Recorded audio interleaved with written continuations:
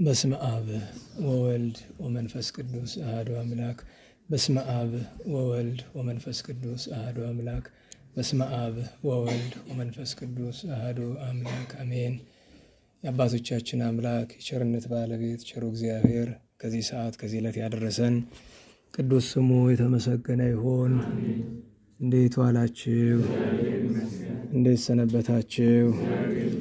ቸርነቱ ምሕረቱ ይቅርታው በጎነቱ የባሕሪ ገንዘቡ የሆነ አምላካችን መድኃኒታችን ኢየሱስ ክርስቶስ ለአምላክነቱ እንደሚገባ ቅዱስ ስሙ የተመሰገነ ይሁን። እመቤታችን ወላዲተ አምላክ ድንግል ማርያም፣ ቅዱስ መስቀል፣ ቅድስት ቤተ ክርስቲያን ያከበራቸው ቅዱሳን ሁሉ ስማቸው የተመሰገነ ይሁን። እንኳን አደረሳችሁ። ቸሩ አምላካችን ከቅዱሳን በረከት ከቅዱስ ዳዊት ሀብቱን ያሳድርብን። የቅዱስ ዳዊት መዝሙር 79 ቁጥር 1 እስከ መጨረሻው። ስብሐት ለአብ ወወልድ ወመንፈስ ቅዱስ ለዓለም ወለዓለመ ዓለም። ዮሴፍን እንደ መንጋ የምትመራ የእስራኤል ጠባቂ ሆይ አድምጥ። በኪሩቤል ላይ የምትቀመጥ ተገለጥ። በኤፍሬምና በብንያም በምናሴም ፊት ኃይልህን አንሳ፣ እኛንም ለማዳንና የኃያላን አምላክ መልሰን። ፊትህንም አብራ፣ እኛም እንድናለን። የኃያላን አምላክ ሆይ በባሪያ ጸሎት ላይ እስከ መቼ ትቆጣለህ? የእንባችንን እንጀራ አስትመግበናለህ፣ እንባችንንም በስፍር ታጠጣናለህ። ለጎረቤቶቻችን መነጋገሪያ ያደረግከን፣ ጠላቶቻችንም በላያችን ተሳለቁብን። የኃያላን አምላክ አቤቱ መልሰን፣ ፊትህንም አብራ፣ እኛም እንድናለን። ከግብፅ የወይን ግንድን አመጣህ፣ አሕዛብን አባረህ፣ እርሷንም ተከልክ። በፊቷም መንገድን ጠረግ፣ ስሮቿንም ተከልክ፣ ምድርንም ሞላች። ጥላዋ ተራሮችን ከደነ፣ ጫፎቿም እንደ እግዚአብሔር ዝግባ ሆኑ። ቅርንጫፏንም እስከ ባሕር ቡቃያዋንም እስከ ወንዙ ዘረጋች።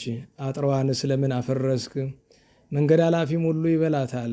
የበረሃ እሪያ ረከሳት፣ የዱር አውሬም ተሰማራባት። የኃያላን አምላክ ሆይ እባክህ ተመለስ፣ ከሰማይ ተመልከት እይም። ይህችንም የወይን ግንድ ይቅር በላት። በሰው እጅ ለአንተ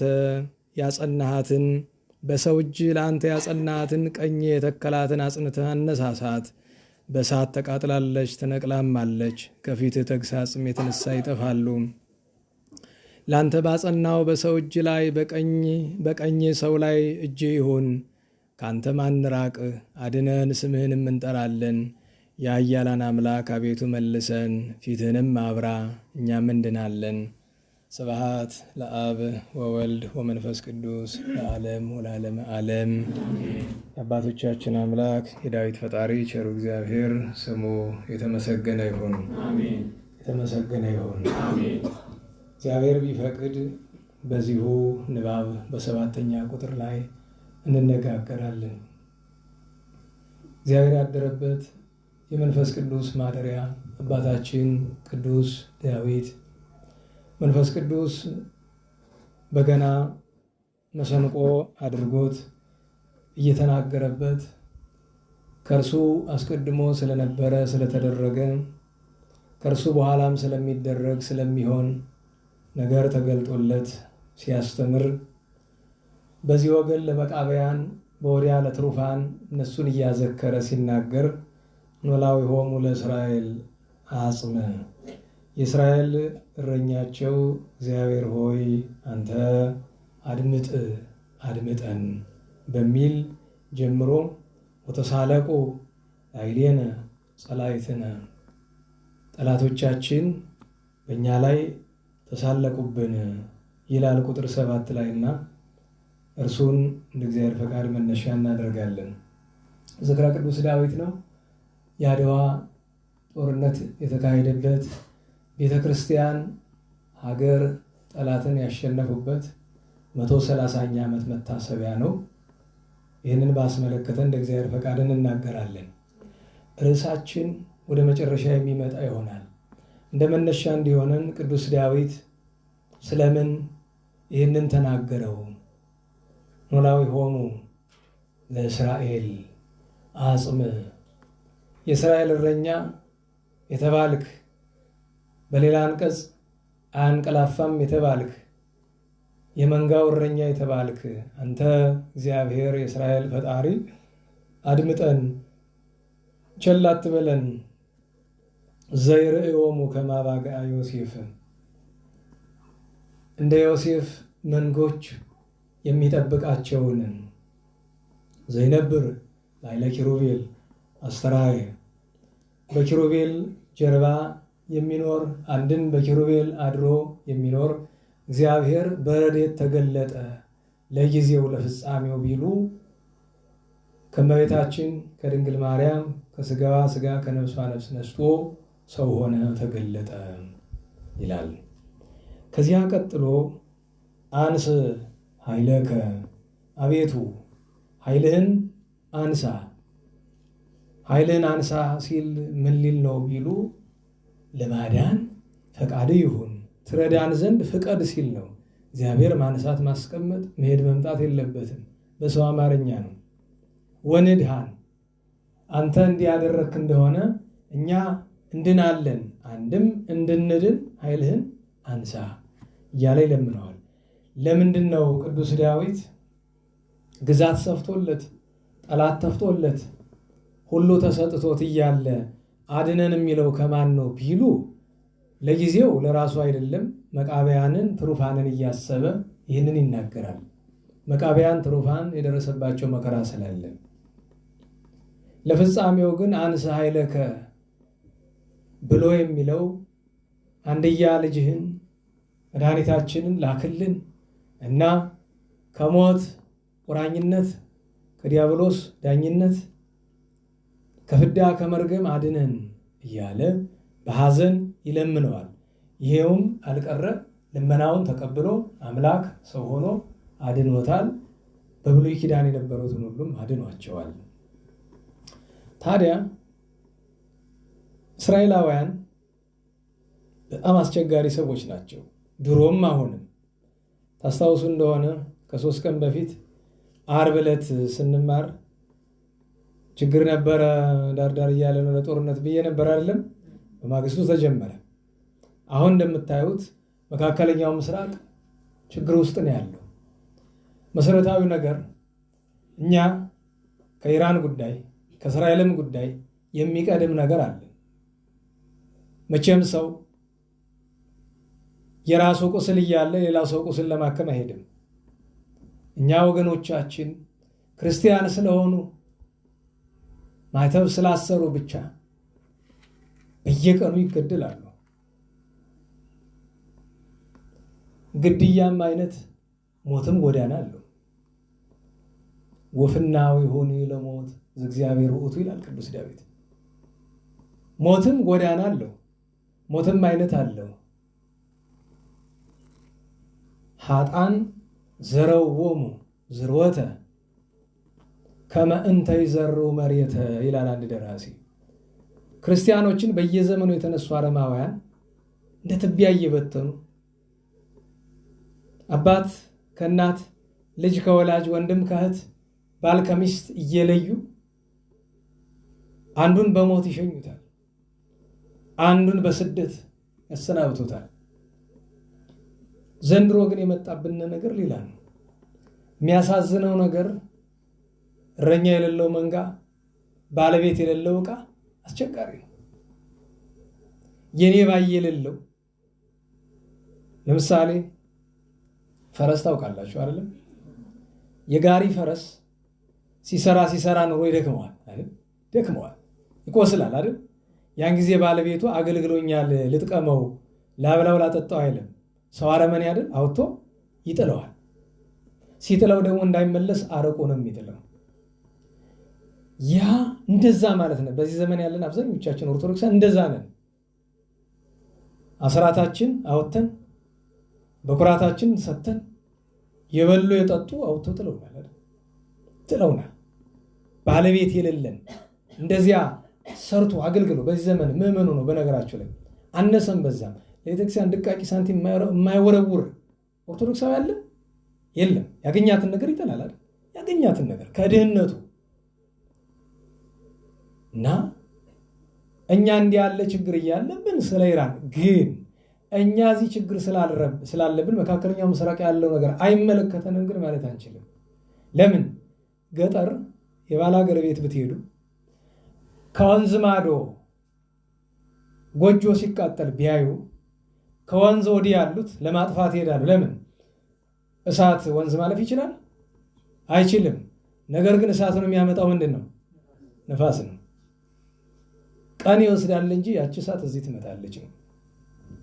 እየሆነ ያለው ነገር ነገኛ እንደጅ እንደሚያንኳኳ ስለምናውቅ ምንም ባናደርግ እንኳን ትንሽ ማሳሰቡ አይቀርም።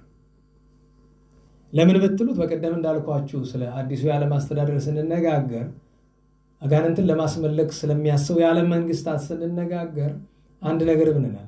ዓለም ላይ ዲሞክራሲ የሚባል ነገር የለም፣ ውሸት ነው። አንድ አፍሪካዊ አክቲቪስት አለ፣ ስሙ አይያዝልኝም ብዙ ጊዜ እና ቃለ ምልልስ እየተደረገለት በጣም የታወቀ ሰው እኮ ነው። ስለ ትራውሬ የሚባል መሪ ታውቃላችሁ? ምዕራብ አፍሪካ ላይ ያለው ስለ እሱ ሲጠይቁት አፍሪካ የሚያስፈልጋት እንደሱ አይነት ሰው ነው። እንደሱ አይነት ሰው ብዬ ስል አምባገነን ነው የሚያስፈልጋት ብሎ ይላል። አምባገነን ነገር ግን ሀገሩን የሚወድ የማይሰርቅ አምባገነን ነው የሚያስፈልጋት ብሎ ያምናል እሱ። እንግዲህ እኛ አምባገነን ያስፈልጋል ብለን አናምንም። ግን ማሰብ ያለብን ነገር ዲሞክራሲ ማደንዘዣ ነው እንጂ ዲሞክራሲ የሚባል ነገር ዓለማችን ላይ ኑሮ አያውቅም። አሁን እንዲህ ብዬ ስል ብዙ ሰው ይህን ሲሳብ በተለይ ይሄ ዝም ብሎ ቅራቅም በኋላ አንዳንድ ሰው በቃ ያነበባት ነገር በሙሉ ሀቅ ናት ብሎ የሚያምን ሰው አለ። ዲሞክራሲ ዓለም ላይ ኑሮ አያውቅም። ማለት ዲሞክራሲ ተብሎ የተማርነው ነገር አለ አይደል? እንዴት ዋላችሁ? ምንድነው የሚሏችሁ በእንግሊዝኛ? ፍሮም ዘ ፒፕል ይላሉ አይደል? ዲሞክራሲ ምንጩ ከማን ነው አሉ? መጀመሪያ ዲሞክራሲ ራሱ ጽንሰ ሐሳቡ ጸረ ክርስቲያን ጸረ ሃይማኖት ነው። by the people to the people ይላሉ አይደል? ከህዝቡ በህዝቡ ለህዝቡ ይሁን ነው አይደለም? እንደዛው ነው ያውቃል። በነገራችሁ ላይ ሶክራተስ የሚባል ፈላስፋ ታውቃላችሁ? አታውቁ? እዚቻችኋል ታውቃላችሁ አይደል? ሶክራተስ ለሞት የበቃበት ምክንያት ምንድን ነው? በዘመኑ አዲስ ነገር ነው አለ። በግሪክ ዲሞክራሲ ምናምን የሚባል ነገር በነገራችሁ ላይ ዲሞክራሲ ቁጥር አንድ ተቃዋሚ እሱ ነበር። የጽንሰ ሐሳቡ ራሱ እሱ የተቃወመበት የራሱ ምክንያት አለው። አሁን ዝርዝር ውስጥ አንገባም። ግን ስታስቡት ለምሳሌ አሜሪካ በአካፋ የምትባል ዲሞክራሲ በአካፋ የምትባል አሜሪካን አለች አይደል? አሜሪካን ውስጥ ከተመሰረተች ጀምሮ ዲሞክራሲ ኖሮ አያውቅም። በቀጥታው እንነጋገር ከተባለ ለምሳሌ ፕሬዚዳንቱን የሚመርጠው ህዝቡ ነው ይባላል አይደል? ህዝቡ የሚመርጣቸው ሌሎች ተወካዮችን ነው አይደለም? እነዛ ናቸው አይደለም ፕሬዚዳንት የሚመርጡት። ደግሞ በዛ ቁጥር በየስቴቶቹ ቁጥር አለ። በነገራችን ላይ ትንሽ ስብስብ ነው። ግን አነሰን በዛም እንዴት ዋላችሁ የፈለገ ምርጥ ሐሳብ ቢኖር አሜሪካን ውስጥ ሪፐብሊካን ወይ ከዲሞክራት ውጭ ሆነ መመረጥ ይችላል ሆኖ ያውቃል። እሱ ብቻ አይደለም ከፕሮቴስታንት ውጭ ሆነ እንኳን መመረጥ ይችላል። አሜሪካን ውስጥ ከፕሮቴስታንት ያልሆኑ ሁለት መሪዎች ናቸው የነበሩት። ሁለቱም በሞት ተሸኝተዋል። አንዱ የምታውቁት ነው ጆን ኤፍ ኬኔዲ ነው። በጥይት በአደባባይ ተነስቶ የተገደለው ማለት ነው። አሁን ስለዛ ፖለቲካ ልገባ ፈልጌ አይደለም። አነሰም በዛም ግን ዓለም ላይ የትም ሀገር ዲሞክራሲ በሚባለው በተማርነው ልክ ጽንሰ ሐሳቡ የትም ቦታ የለም። ሁለት ነገር ነው ያለ ዓለም ላይ። አንደኛ የጉልበተኞች ችግር ያለ፣ ሁለተኛ ደግሞ ዲሞክራሲ በሚል ስም የሆነች እንትን አለ አይደለም። በነገራችሁ ላይ አንድን ከብት ነው ያልኳችሁ። ከብት ታውቃላችሁ አይደል? አንድን ከብት ደህና ነገር ሳታብሉት ጨው ታውቃላችሁ አይደል? ጨው እየላሳችሁ የፈለጋችሁበት ተወስዱታላችሁ። ዲሞክራሲ የሚለው ቃል በዛ ዘመን እኛ ከብት ስለሆነ አብዛኛው ያለ ህዝብ እንደ ከብት ስለሆነ የምናስበው ወደ ነዱን ስለሆነ እንደዛ ነው። ማላሻ ናት እንጂ አንድ ታዋቂ ሰው እንዳለው there is no democracy የለም፣ ስሙ ነው ያለ። ተውትና እኛ ሀገር እንኳን ምንድነው የኢትዮጵያ ፌዴራላዊ ዲሞክራሲያዊ ሪፐብሊክ ይላል። ለዲሞክራሲ አፍ ቢኖረው ጨርቁን ጥሎ ያብድ ነበር አይደለም? ኑሮ ያቅም ኢትዮጵያ ውስጥ ዲሞክራሲ እንዲያው እንኳን ጽንሰ ሐሳቡ ሳይሆን እንዲያው ሌላ ሀገር እንኳን እንዳለችው ማላሻው ያክል እንኳን የለችም። እችን ስለተናገርኩ ራሶችን ቢያዩ አንዱ ማለት ነው ይታሰር ይቆረጥ ነው የሚለኝ። ኑሮ ያቅም ዲሞክራሲ በመነጋገር አናምን። ሌላውን ተውትና እንኳን በአስተዳደር ደረጃ ያሉት እዚህ ያለን በመነጋገር እናምናለን አናምንም። የሆነን ሰው ስህተቱን ብትነግረው ቢችል ይሰድባል አይደል? ካቃተው ምንድነው የሚያደርግ? ድንጋይ ያነሳል። አለቀ። ትልቁ ችግር አንተ ድንጋይ ነው የምታነሳ፣ እኔ ድንጋይ ነው የማነሳ። ስልጣን ያለው ግን ሌላ ነገር ነው የሚያነሳ። ችግሩ እሱ ነው። አየህ፣ እኛ በድንጋይ ነው የምንጨርሰው፣ እነሱ በድንጋይ አይደለም። አይጣልም። እና ለሁሉም አነሰም በዛም የትም ቦታ እኛ ሰቆቃ አለብን። ኦርቶዶክሳውያን ኢትዮጵያውያን መከራቸውን እያዩ ነው። ነገር ግን አነሰም በዛም እኛ መከራ ስላለብን ቤቴ መከራ ስላለ ጎረቤት አላዝንም ይባላል? አይባልም። እዛም ያሉት ሰዎች ናቸው። ህፃናት ለምን ይሞታሉ? ለምን ይገደላሉ? በዛ ላይ ደግሞ እንዲያው ዘመድ እንቁጠር ከተባለ እንኳን አነሰም በዛም የትም ሀገር ኢትዮጵያውያን አሉ። ኢራን ውስጥ ብዙ ኢትዮጵያ ያለ ነገራቸው ላይ አይመስላችሁም? አለ። እስራኤል ደግሞ የበለጠ ብዙ አለ። መካከለኛው ምስራቅ ያሉ አሁን የኛ እንኳ መደበኛ ተማሪዎች አሉ አይደል? ምክንያቱም የኢራን ጥቃት እየተላከባቸው ሚሳኤሎቹ እና ድሮኖች እየተላከባቸው ያሉት ለምሳሌ ሳውዲ አይደል? ሳውዲ የኛ ሰዎች አሉ አይደል? ዩናይትድ አረብ ኤሚሬትስ በልማድ ብዙዎቻችሁ ዱባይ የምትሉት ከተማ ናት። ዱባይ አንዷ ከተማ ነች። ከዛ ባህሬን አለች አይደለም? ከዛ ካታር አለች አይደለም? የሚገርመው ነገር ከሁሉ ኒውትራል ነው የምትል ኩዌትም አልቀረላትም አይደለም? ከዛ ደግሞ አስታራቂ ነኝ ብላ በአሜሪካና በኢራን መካከል ገብታ የነበረችው ደግሞ ኦማን አለች አይደል? እሷም አልቀረላትም። ከዛ ደግሞ የት ነው? ሊባኖስ። አሁን ዛሬ ሊባኖስ ላይ ሚሳኤል ሲተኮሱ አይደለም? ኢትዮጵያውያን አሉ እዛም። እንዲያው ዘመድ እንኳን በዘመድ እንኳን ንዘን ከተባለ የትም ቦታ ቢሆን አስፈላጊ አይደለም። ጦርነት ከባድ ነገር ነው እና እግዚአብሔር መጀመሪያ የኛን በዚህ በሃይማኖታቸው ምክንያት በግፍ የሚገርማቸው ነገር የኛ የሚከፋውን መሰላቸው። ኢራን ቢተኮስባት የሚጮህላት አለ። ለምሳሌ ፓኪስታን ውስጥ ተቃውሞ ሰልፍ የ2 ቀን ነው አይደለም? 20 ሰው ተገሏል። ለምን ኢራን ነካችሁ ብሎ ሰላማዊ ሰልፍ የሚወጣ እዚህ ግን አረሲም በለው የትም በለው ኦርቶዶክሳዊ ሲገደል እንኳን ይቅርና የሌላ ሀገር ዜጋ የኛ ሀገር ኦርቶዶክሳዊ ትዝም አይልንም። አያችሁ፣ እስራኤል ብትነካ አሜሪካ አለላት። ኢራን ስትነካ ብዙ አጋዥ አላት። ሌላውም ሲነካ ሁሉም አለው። የኛ ግን የለም፣ ዘመድ ብዙ የለም። እግዚአብሔር ነበረ ዘመዳችን ነበረ ያልኩት ለምንድን ነው? ትተህ ነው። እኛ እግዚአብሔር ነው ዘመዳችን። የሰው ዘመድ ምድራዊ ዘመድ የለንም። ዛሬ የምናከብረው የአድዋ ጦርነት እንኳን ማን አገዘን? እገሌ የሚባል ያገዘን አለ? የለም እኮ። ግን አባቶቻችን ፈሊጥ ስለሚያውቁ ማንን ያዙ? እግዚአብሔርን፣ እመቤታችንን፣ ቅዱሳንን ያዙና አሸነፉ። የማይገመት ነገር ማለት ነው። በዛ ዘመን አይደለም አሁን እንኳን የማይታሰብ ነገር ነው። እንደዚህ አይነት ነገር የማይታሰብ ነገር ነው። በነገራቸው ላይ ጦርነት ብዙ ዓመታት ይወስዳል አይደል? ዓመታት አይደለም፣ ወራትም አይደለም፣ ሳምንታትም አይደለም፣ ቀናትም አይደለም፣ ኢቭን አንድ ቀንም አይደለም የወሰደው ጦርነት እኮ 3 ሰዓት ወይ 4 ሰዓት ነው። እዛ በላይ አልወሰደም። እንድታውቁት የአድዋ ሶሎዳ እንደ አባ ገሪማ በዛ ዙሪያ የተደረገው ጦርነት እኮ ምናልባት ሰዓታት ነው። በእርግጥ አፄ ምኒልክ ወደ ድንኳናቸው የተመለሱት ከ11 ሰዓት በኋላ ነው። ያ ግን የሆነው ጠላትን ማባረር፣ ምርኮ መሰብሰብ ነው እንጂ እስከ 4 እስከ 5 ሰዓት ሁሉ ነገር አልቆ ነበር። ማለት ጠላት ተሸንፎ ነበር።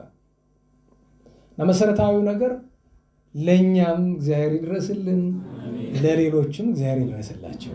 መቼም ቸርነቱ ዳር ስለሌለው ርዕሳችን ምን ነበር የሚል እንዴት ዋላችሁ? ርዕሳችን ምንድን ነው? ወተሳለቁ ለአይሌነ ጸላይትነ፣ ጠላቶቻችን ምን አሉብን? ተሳለቁብን፣ ዘበቱብን ነው። መጨረሻ ላይ መጣበታለሁ ብያቸዋለሁ። መጀመሪያ ቅዱስ ዳዊት እናንሳ ብለን ነው ወደዚህ ነገር የገባ ነው። ቅዱስ ዳዊት በዘመኑ ጠላቶቹ አልሳቁበትም። ለምን? እርሱ የእግዚአብሔር ነበረ። የእግዚአብሔር የሆነ ደግሞ ጠላቶቹ ከተሆኑ ሊዘብቱበት ሊሳለቁበት አይችልም። ምናልባት በፍላጎቱ ሊሆን ይችላል። ለምሳሌ በሰማዕታት በቅዱሳን ላይ ጠላቶች ሰዎች ይዘብቱባቸዋል። ነገር ግን ቅዱሳኑ ያንን ነገር ይፈልጉታል። ለምን? ጌታችን መድኃኒታችን ኢየሱስ ክርስቶስ ለስም አጠራሩ ክብር ምስጋና ይሁንና በመስቀል ላይ አድርገው ከልብስ አራቁተው ምራቅ ተፍተው ሎቱ ስብሐት ዘብተው በታላር የዘበታቸው መነሻ ምን ይላል? አንተ እስራኤል ንጉሥ የእግዚአብሔር ልጅ ከሆንክ እስኪ በመስቀል ላይ ውረድ እንይ እያሉ ዘብተውበታል። ኤሎሄ ኤሎሄ ሲል ኤልያስን ጠራ። እስቲ ኤልያስ ያድነው እንደሆነ እንይ እያሉ እግዚአብሔር ሲሆን አምላክ ሲሆን እንዘ ያሐምም ወይ ተቀየመ የሚለው ይሄንን አባ ጊዮርጊስ በመዓዛ ቅዳሴ ላይ ይላል ኦ የዋህ ዘኢይትቀየም ዕድዋኒሁ ተላልፈው ተደፋፍረው ክፉ ያደረጉበትን የማይቀየም ሲገዳደሩት እያየ እየሰማ ዝም ያለች ያንን አስበው አምላካችን ለኛ ሲል ከተዘበተበት እኛማ ይዘበትብን ብለው ቅዱሳን እንደዛ ይሆናል። በነገራችን ላይ ብዙ ጊዜ አይታችሁ ከሆነ ቅዱሳን ሲበቁ ልብስ አውልቀው እንደዚህ እብድ የሚመስሉት ነው ይመስላችኋል። እንዲናቅባቸው እንዲዘበትባቸው ነው። አቡነ አብየ ጊዜ በመንገድ ሲሄዱ ሽፍታ ልብሳቸውን ሲቀማቸው ወዲያውኑ ካፋቸው የወጣ አንድ ቃል ነው አይደል? ምን አሉ? ጌታዬ ኢየሱስ ክርስቶስ በመስቀል ላይ በሁለት ሽፍቶች መካከል ራቆትህን መቆምህን አስባለሁኝ። በዚያው ቅጽበት እና ቅዱስ ዳዊት ጠላቶቻችን ዘበቱብን፣ ተሳለቁብን፣ በእኛ ላይ ተሳለቁ ብሎ ሲል እርሱንማ ማን ወንድ ደፍሮ ይሳለቅበታልና በኋላ ዘመን የሚደረገው ነገረ መቃብያን ነገረ ትሩፋን ታስቦት እንጂ አንድም ወተሳለቁ ላይ ለነጸላይትነ ያለውን በኋላ ለነገረ ድህነት ልብ ካላችሁ አስታውሱ። ለነገረ ድህነት እንዴት ነው የሚተረጎም የሚለውን ታስታውሳላችሁ? ይላል እንዴት ዋላችሁ? ታስታውሳላችሁ ማለት እኮ አስታውሱኝ እንደነግራችሁ ነው እንጂ ነገሩኝ አይደለም። ደህና ዋላችሁ? አስታውሳችሁ ነገሩ መጨረሻ ማጠቃለያ ስንሰጥ ማለት ነው። እና ቅዱስ ዳዊት እንዲያ ነው ነገረ ትሩፋንን ለማንሳት ግን ደጋግሜ ነግራችኋለሁ አይደል? ትሩፋን የጠላት መዛበቻ አልሆኑም? ንገሩኝ። መዘባበቻ ሆነ። የናቡከደነፆር የባቢሎናውያን መዘባበቻ ሆነዋል። ለምን? ከእግዚአብሔር ስለተለዩ። ታዲያ ዛሬ ያሉትን ቅዱሳን ባጭር አንስተን ያድዋን ነገር ባጭር ተነጋግረን እንጨርሳለን እንደ እግዚአብሔር ፈቃድ። ዛሬ በጣም ትልቁ በዓል በቅደም ተከተል እንሂድ። ጥቆማ ስጡ ከእናንተ። አንደኛ ማን እናስቀድም? በዘመን እንሂድ። በዘመን እሺ እኔ ልዘርዝርላችሁና ቅዱስ አውሳቢዮስ፣ ቅዱስ አውስግኒዮስ፣ ቅዱስ ሄሬኔዎስ፣ ቅዱስ ፖሊካርፐስ፣ ቅዱስ ጊዮርጊስ 5 ነው የምናነሳ አይደለም። አሁን በዘመን የሚቀድመውን ነገሩ ይሄን ያህል ዘመን ተምራችሁ የዘመን ቅድሚያ ማወቅ አለባችሁ። ማን ይቀድማል? ቅዱስ ፖሊካርፐስ። ቅዱስ ፖሊካርፐስ ሰርሚኔስ ይላታል የዘመኑ ዘመነኛ አማርኛ። የጥንቱ አጠራር ደግሞ ሰሜርኔስ፣ እንደገና ደግሞ ሰርሜርኔስ። ዛሬ ግን ስሟ ጠፍቶ ቱርክ ውስጥ ያለች ከዚህ ከኤፌሶስ ይላታል አይደለም። ከኢስታንቡል በጣም ወርዶ ከዛ ከኤፌሶን ትንሽ ዝቅ ብሎ ማን ትባላለች? ኢዝሚር የምትባለው ከተማ ነች። ኢዝሚር ሰሜርኔስ ወይም ሰርምኔስ የምትባለው ማለት ነው። ያቺ ስፍራ ማለት ታናሽ እስያ ናት። ምን አላችሁ? ታናሽ እስያ እንግዲህ ትልቁ እስያ አለ አይደለም በምስራቅ በኩል ችኛይቱ ለአውሮፓ ተጠግታ ያለችው ታናሽ እስያ ማለት የዛሬዋ ቱርክ ነች በአብዛኛው። እዚያ ስፍራ ነገር ከስር ውሃ ከጥሩ እንዲሉ መድኃኒታችን ክርስቶስ አምላካችን ካረገ በኋላ ሀገረ ስብከት ዕጣ ሲጣጣሉ ለቅዱስ ዮሐንስ ወንጌላዊ ታናሽ እስያ ትደርሰዋለች። በታናሽ እስያ ሳስተምር ቆይቶ በስተርጅና ወራቱ ላይ አንድ ታዳጊ ወደሱ ይመጣል። በወቅቱ ወደሱ ሲመጣ 15 ወይ 16 ዓመት የሆነው ታዳጊ ነው። ይሄ ታዳጊ ነው ፖሊካርፐስ ማለት። የተወለደ በ70 ዓመተ ምህረት ነው። ኢየሩሳሌም በጠፋችበት ዓመት ነው የተወለደ። በልጅነቱ እናት አባቱ ይሞቱበታል እና ድሃ አደግ ሊሆን ነው አይደል? ባለማውታ ሊሆን ሆነ። ያን ጊዜ እግዚአብሔር ለሥራ ይፈልገዋልና በዛ ከተማ አንዲት ደግ ክርስቲያን ሴት አለች። በራእይ ጌታችን ምን ይላታል? ወላጆች የሞቱበት ገሌ የሚባል ልጅ አለ፣ አሳድጊው፣ ጥሩ ልጅ ይሆን ይሻላል። በሕግ በስርዓት አስተምራ አሳደገችው። አንድ ቀን ቤቴን አደራ ብለው ገና በአስራዎቹ መጀመሪያ ዕድሜ እያለ ትታለት ሄደች።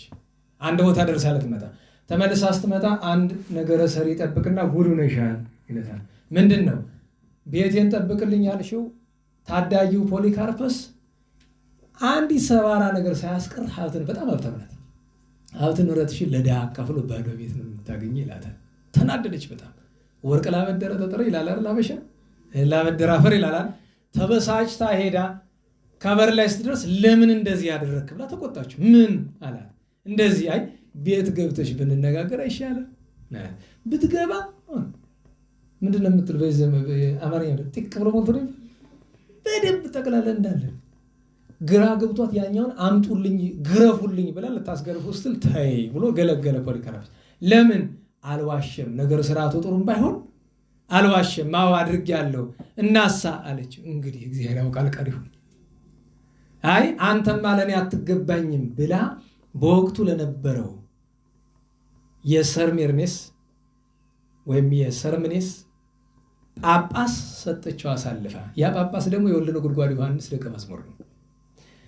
ከሱ ሲማር ቆይቶ ከዲቁና ማዕረግ ከደረሰ በኋላ አልፎ ሄዶ ከቅዱስ ዮሐንስ ወንጌላዊ ዘንድ ደረሰ እና ገና በ15-16 ዓመቱ አብሮት ለስብከተ ወንጌል እየወጣ ዮሐንስ በነገራችሁ ላይ እንዴት ዋላችሁ?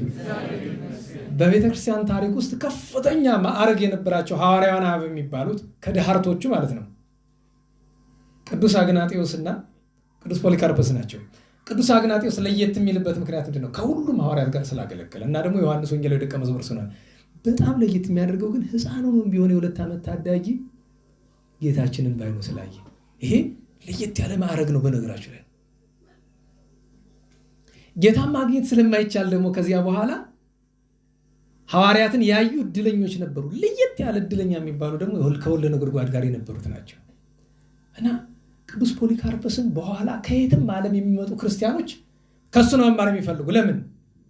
በቅዳሴ ጊዜ ካህኑ ግብረ ሐዋርያት ሲያነብ ምንድን ነው የሚል? ነቅ ንጹሕ ይላል። ጥሩ ምን ምንጭ አያችሁ፣ ነቅ ንጹሕ የምትባል ወንጌል ናት ብለዋል። አንድም ነቅ ንጹሕ ቤተክርስቲያን ናት፣ አንድም ነቅ ንጹሕ ራሱ ባለቤቱ ጌታ ነው ብለዋል። ጥሩ ምንጭ እነሱን አንቀይተ ሕግ ንጹሐን ይላቸዋል ቅዱሳን ሐዋርያትን። ስለዚህ ከጌታ ከአንደበቱ የተማረ ከእግሩ ቁጭ ብሎ የተማረ ወልደ ነጎድጓድ ነው። ከወልደ ነጎድጓድ ቁጭ ብሎ ከአንደበቱ የተማረ ደግሞ ቅዱስ ፖሊካርፐስ ነው እና እንደ መምህሩ እንደ ቅዱስ ዮሐንስ ቀላኢ ነበረ። ዮሐንስ ወንጌላዊ ከማረፉ በፊት ነው ጵጵስና የሾመው ይባላል። ከዚያ በኋላ እስከ ጵጵስናው 40 ዘመን ቆይቷል። በቅስና እስከ 40 ዘመኑ ቆይቷል። ከዚያ በኋላ ለ46 ዘመናት ያክል በጵጵስና አገልግሏል። ከባዱ ነገር ምን መሰላችሁ? እንዴት ዋላችሁ?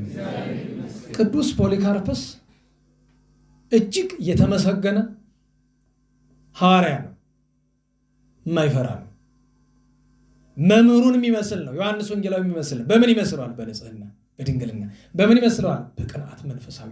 ዮሐንስ ወንጌላዊ በጣም የፍቅር ሐዋርያ ነው። በጣም የፍቅር ሐዋርያ አይደለም የሚባል ደግ ነው። በአምላካችን ሲመጡበት ግን ችግር ነው እና ያ ዘመን አስጨናቂ ነው። ለምን? ሐዋርያት አልቀው ሐዋርያውያን አበው በሙሉ አልቀው ማን ብቻ ተርፏል ይባላል? ቅዱስ ፖሊካርፐስ ብቻውን ቀርቶ ነበር ይባላል። ሐዋርያትን የሚያውቅ በአይኑ ያየ እሱ ብቻ ነበር በዛ ዘመን ነበር እና እውነተኛዎቹ ከሱ እየመጡ ይማሩ ነበረ።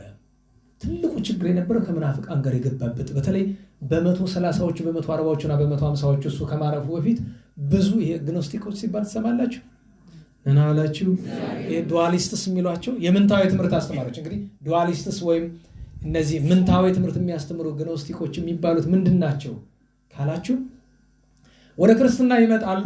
ነገር ግን ክርስትናውን መኖር አለ የሚፈልጉት ይዘውት የመጡትን ነገር መጣል አይፈልጉም። እንደ ዛሬ ዘመን ትልቁ በሽታ ክርስትናውን ራሱን ችሎ መኖር ሲገባን አንዱ ከፊዚክስ ሊቀላቅለው ይፈልጋል፣ አንዱ ከኬሚስትሪ ሊቀላቅለው ይፈልጋል፣ አንዱ ከአስትሮፊዚክስ ሊቀላቅለው ይፈልጋል፣ አንዱ ከምናምን። እኔ በሞቴ እንደው እዛ ኬሚስትሪውን ከፈለከው በቦታው ለብቻው አኑረው፣ ፊዚክሱንም ለብቻው አኑረው፣ ማቴማቲክሱንም ለብቻው አኑረው። ምን መሰላችሁ? ይኸውላችሁ ሃይማኖትን በፊዚክስ ማጽደቅ አትችልም። በነገራችን ላይ ሃይማኖትን በፊዚክስ ለማስረዳት የሚሞክሩ ደናቁርት ሳያቸው ያሳዝኑኛል ብቻ አይደለም ይቀፋሉ። ሃይማኖት በፊዚክስ በመጀመሪያ ደረጃ ያልገባቸው ነገር መሰላችሁ? ሃይማኖትና ሳይንስ የሰማይና የመሬት የማይገናኙ ነገሮች ናቸው። ምንድን ነው የማያገናኛቸው ካላችሁ መሰረታቸው አይገናኝም። ሃይማኖት መሰረቱ ምንድን ነው? እግዚአብሔርማ እግዚአብሔር ነው። መሰረቱ ምንድን ነው ካላችሁ እምነት ነው። እያችሁ ማየትን፣ መዳሰስን፣ ምክንያትን፣ ሎጂክን አይደለም የሚጠቀመው። ሳይንስ ደግሞ መሰረቱ ምንድን ነው? ሎጂክ ነው።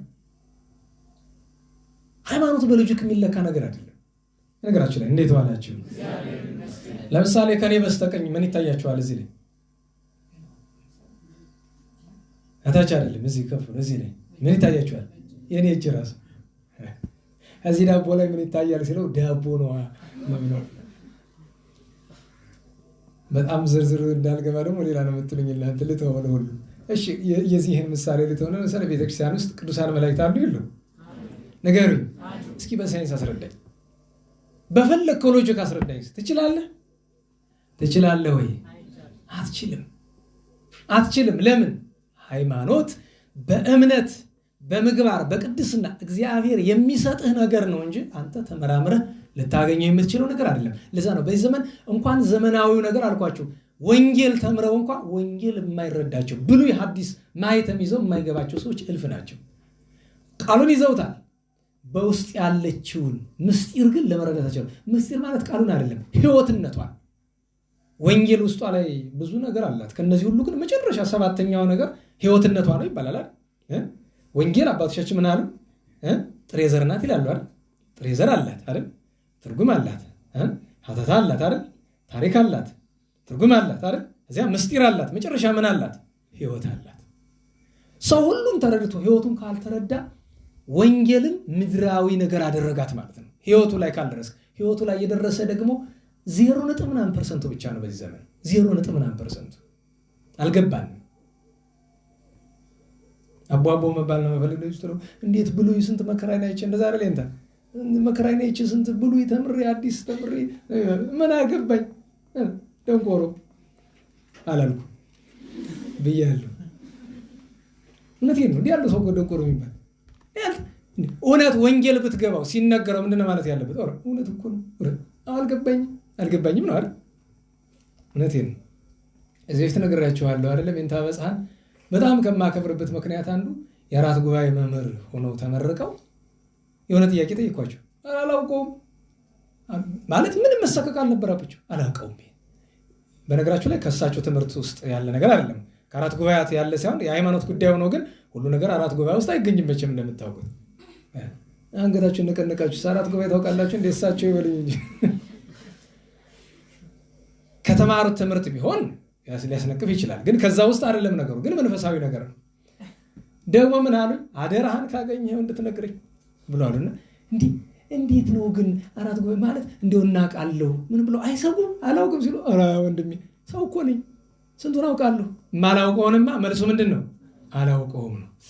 እውነት ሊቅ ነዎት ብዬ ወጣሁ። ይሄ ነው የሊቅነት መርህ። ካላወቀው ምንድን ነው መልሱ? አላውቀውም ነው። ምን አስቀጣጠረን እኛ ካላወቀ ነው አላውቀውም ማለት ነው። አንዳንዱ ሰው ደግሞ ምን ይላል? እንደዚህ የሚል መጽሐፍ የለም ይላል። ቤተክርስቲያን ውስጥ ያለውን መጽሐፍ ሁሉ አንብበ ጨርሰው እንደዚህ የሚል መጽሐፍ አላነበብኩም። እቺ እንዳትረሱ። ደህና ዋላችሁ። እንደዚህ ብሎ ሲከራከራቸው አይ እንደዚህ የሚል መጽሐፍ የለም አይደለም። አሁን ለምሳሌ ከመጽሐፍ ጠቅሶ ከሆነ የለም ልለው ይችላል። ወንጌል ላይ የሌለ ነገር ለምሳሌ 50 ሎሚ ለ50 ሰው ምናምን ነው ይላል ወንጌል ብሎ የሚሰብኩ ሰዎች ገጥሞን ያውቃሉ አይደለም? አይ እንደማይል እናውቃለን አይደል? ስለዚህ ይሄን የለም ነው። ግን መጽሐፍ ካልጠቀሰልን አይ እንደዚህ የሚል መጽሐፍ ያላነበብኩም ነው የሚባል። ለሁሉም ወደ ጉዳያችን እንመለስና ሐዋርያ ሰማዕት እና ጳጳስ ቅዱስ ፖሊካርፐስ በዘመኑ ብዙ ነገር ታግሷል፣ ብዙ ነገር አሳልፏል። እንደው ባጭር እናደርግ። ካደረጋቸው ነገሮች መካከል ሁለቱን ብቻ እንናገርና እንጨርስ። አንደኛው ነገር በዚህ በሃይማኖተ አበው ኃይለ ቃል ላይ አለ አይደለም? እና ደግሞ በዚህ በመቅደመ ባሕር ሐሳብ ላይ ትንሣኤ ከዕለተ ሰንበት በቀር እንዳይለው አርካዎስ ላይ አይደል ያለ? እሱ ውሳኔ ሲወሰን ቅዱስ ፖሊካርፐስ ነበር። እሱ በተገኘበት ነው ሮም ላይ ይሄ ውሳኔ የተወሰነው። ሐዋርያት ናቸው የተናገሩት። ያቺ ግን በአርካዎስ ላይ ሃይማኖተ አበው እንግዲህ አርካዎስ እንደያገላለጡ ነውና እዚያ ላይ ያለችው ሲወሰን እሱ ነበረ። ከዚያ መናፍቃን በጣም ስለሚፈትኑት መርቀያን የሚባል መናፍቅ ስትሰሙ ይሆናል። በተለይ የተማራችሁ ሰዎች ደግሞ ታውቁታላችሁ። መርቀያን የሚባል በጣም የብሉይ ኪዳኑን እግዚአብሔር የሚጠላል። ወጥቶ ስባት አሁን እንደሱ አባባል ነው። ምክንያቱም ስንት እግዚአብሔር ያለ በሱ ቤት ያቺ አጤ ቴዎድሮስ ሲሞት ለካ ለእግዚአብሔርም እግዚአብሔር አለው እንዳለችው ቢሆን እሷ ሳለመማሯ ነው። ምክንያቱም አጤ ቴዎድሮስን እንደ አምላክ ቆጥራ ማለት ነው። ለካ ለእግዚአብሔርም እግዚአብሔር አለው እርሳቸው ሞተው ስታያቸው ነው እንደዛ ያለችው። እና የብሉይ ኪዳኑን እኔ አልፈልገውም ይላል። የብሉይ ኪዳኑ እግዚአብሔር እኮ ጌታችን ኢየሱስ ክርስቶስ ነው። ሌላ ማለት ነው። ብሉይ ኪዳንን ከመጠላቱ አይሁድን ከመጠላቱ የተነሳ የዚህ ምንፍና ቅድም ለዚሁ ለመነሻ ያወራን ታውቃላችሁ። ግኖስቲሲዝም ሲባል የምንታዊ ትምህርት ማለት እንደው የያዙትን የግሪክ ፍልስፍና ይዘው መጥተው ከክርስትና ጋር አብሮ መኖር አለበት ብሎ ለማስማማት ሲሞክሩ ነው ምንፍቅና ሐሳብ ባለ በነገራችሁ ለነዛ ሁሉ የምታውቃቸው እነ ዲያድርስ እነ ጳውሎስ ሳምሳጢ እነ ሉቂያኖስ እነ አሪዮስ ይሄ ሁሉ የዛ ምንጭ የዘመናቸውን ፍልስፍና ወደ ሃይማኖቱ ሲያስገቡት ነው ዛሬም የተቸገርንበት እሱ ነው ብዬ ነው። ምክንያቱም እነ መርቅያን ዛሬም አሉ ስማቸው ሌላ ነው እንጂ እነ መርቅያን ዛሬም አሉ ፍልስፍናን ከሃይማኖት ውስጥ ለማስገባት የሚፈልጉ ሰዎች ተርታ ፍልስፍናን ማለት ነው። ፍልስፍና ምንድነው የሚባለው? ቤተክርስቲያን ምኑን ነው የሚባለው? የተናቀ ነገር ነው። ቆ ነገር አይደለም ፍልስፍና በሃይማኖታችን። እና ይሄ ሰውዬ ጥላቻውን መግለጫ ነገር ቢያጣ ምንድነው ያደረገ? ቅዳሜን ስራዬ ብሎ ይጦም ነበር ይባላል። እና አይደል የቅኔ ተማሪ ቅዳሜ ቀን ዙሩ ለምኑ የሚዘከረው ሰው አጥቶ ተመልሶ መጥቶ ማታ በመመሮ ፊት ምን ብሎ አቀረበ ይባላል። እንግዲህ ቤትነቷ ዜማ ልኳ ምናምኗን እናንተ ወቁባት፣ ግን እንደዚሁ ነው የምናውቃት። ለሰንበትህ ንጸውማ ከመዘረቡ ዕለት መርቅያን በአመፃ ወአነ በንዴት አለ ይባላል። እኔና መርቅያን ቅዳሜን ልክ እንደ ሮብ ነው የጦምናት፣ እሱ በአመፀኛነቱ ነው፣ እኔ ግን ቸግሮኝ ነው ያውኝ ነው የሚዘከረኝ አጥቼ ነው አለ ይባላል።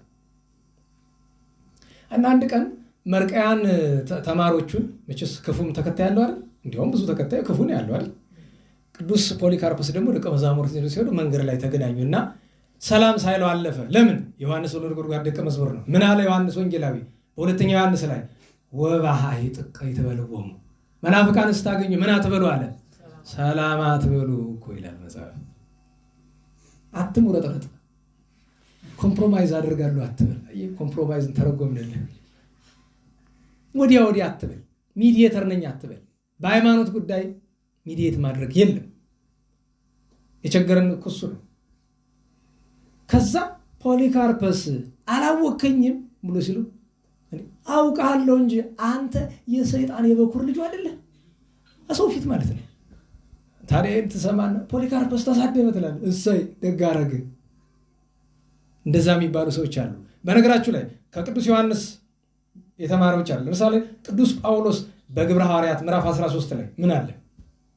በሪያሱስን በጥንቆላ ስሙ ኤልማስ የሚባለውን በሪያሱስን ሲያገኘው ምንድን ያለው? ኦምን ወልዱ ለማን? ሰይጣን። እያችሁ አንተ የሰይጣን ልጅ ብሎ ቅዱስ ጳውሎስ ብሎታል። እንዲህ ስላችሁ እናንተ እንደዚህ ብላችሁ ተሳደቡ አይደለም፣ አስተማሪ የሆናችሁ እንደሆነ ግን ቦታ አለው እንደዛ የሚፈቀድበት። ገብቷችኋል? እንዴት ዋላችሁ? እናንተ ሰው እንደዚህ ብላችሁ ብትናገሩ ከፍተኛ ንስሐ ያስፈልጋል። እና ለራስ መብት እየሰጠን እኔም በግል ብናገረው አሁን ንስሐ ያስፈልገዋል። እዚህ ግን ቦታ ግን አለው። ያንን እንለየዋለን። እኛ አንሰን በዛም ብንረባም ባንረባም እንለየዋለን። ይሄ መለያ ኋላ መጨረሻ ላይ ለየት የሚያደርገው የዚህ ቅዱስ ተከሶ በሮም መንግስት በቄሳሮቹ ተከሶ መከራ ሲቀበል እያንዳንዷን ነገር ልቅም አድርጎ ጌታችን ያደረጋትን አድርጓል። ጌታችን እኔን ምሰሉ ብሎ ከኔ ተማሩ ብሎ የለ። ለምሳሌ የሚይዙት ሰዎች መጥተው እሱን አሳዩን እያሉ ደቀ መዛሙርቱ ሲደበድቧቸው ወጥቶ ማንን ፈልጋችሁ ነው? ጌታችን ወጥቶ መነታስ ብለን ማንን ፈልጋችሁ ነው? አንተን ነው እንጂ ማንን ፈልጋለን ነው። ይዘውት ሄዱ። በአህያ ተጭኖ ሄደ። ከዚያ ደርሶ ሲናገሩት ያ ሁሉ ክስ ሲቀርብበት ምንድነው ያለ? መጨረሻ ላይ ለጣዖት ስገድ ክርስቶስን ካር ተብሎ ሲባል አንዲት ኃይለ ቃል ተናገረ። 86 ዓመት ጌታ ኢየሱስ ክርስቶስን አምልኬዋለሁ እስከ ርጅና ድረስ፣ አሁንም በስሙ ደስ ብሎ ይነመሞት ይሄን አላደረገውም አላቸው። ለአንበሳ ይጣል ተባለ። መሀል ላይ አንዱ ተነስቶ አንበሶቹ ደክሟቸዋል አሁን አይወጡም ማለት። በእሳት ይቃጠል ተባለ። እሳት አንድደው እሳቱ ላይ ያስቀመጡት። እሱ እየጸለየ እሳቱ ነዶ አለቀ። ምንም አልሆነም። መጨረሻ ፍርዱ ምን ሆነ? በጦር ወጉት ተባለ። በጦር ወግተው ገደሉት። ከገደሉት በኋላ ደቀ መዛሙርቱ ሊያነሱት ሲሉ የለም እነዚህ ክርስቲያኖች እኮ ምክንያቱም በረከት አይደለም የለም እንዳያገኙት ሁሉ በእሳት አቃጠሉት። አስከሬኑ ቅዱስ ስጋውን በእሳት አቃጠሉት። አቃጥለው አስፈጩት። አስፈጭተው ካፈሩ ለለወሱት ይባላል። ግን ምዕመናን ያንንም ወስደውታል። ቅዱስ ሰው ፖሊካርፖስ ማለት ይሄ ነው። ሐዋርያዊ አባት፣ ጳጳስ፣ ሰማዕት፣ ንጹህ እና ጌታችን ወደ 3 ጊዜ ያክል ተነጋግሮታል ይባላል። ደም ሰማዕትነት ሊቀበል ሲል ከጌታችን ከላይ ከደመና ድምፅ አሰማው። 3 ጊዜ ስሙን ጠርቶ ጽና ይዞ በርታ ብሎታል ይባላል። እግዚአብሔር በረከቱን ያሳድርብን። አሜን። ሰዓቱ እንዲያው ትምህርቱ ሳይጀመር ይሄ ሰዓት አሁን 40 ደቂቃ በምን አልፎ ነው ሄደ።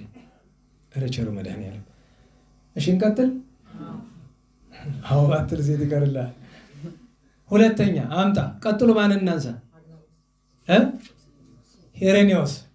እሱን በሌላ ጊዜ ነሐሴ ላይ እናነሳዋለን። ሄሬኔዎስ ማለት ኤዶም ማለት አሁን ፈረንሳይ ውስጥ ያለች ሊዮን የምትባላለች አይደል?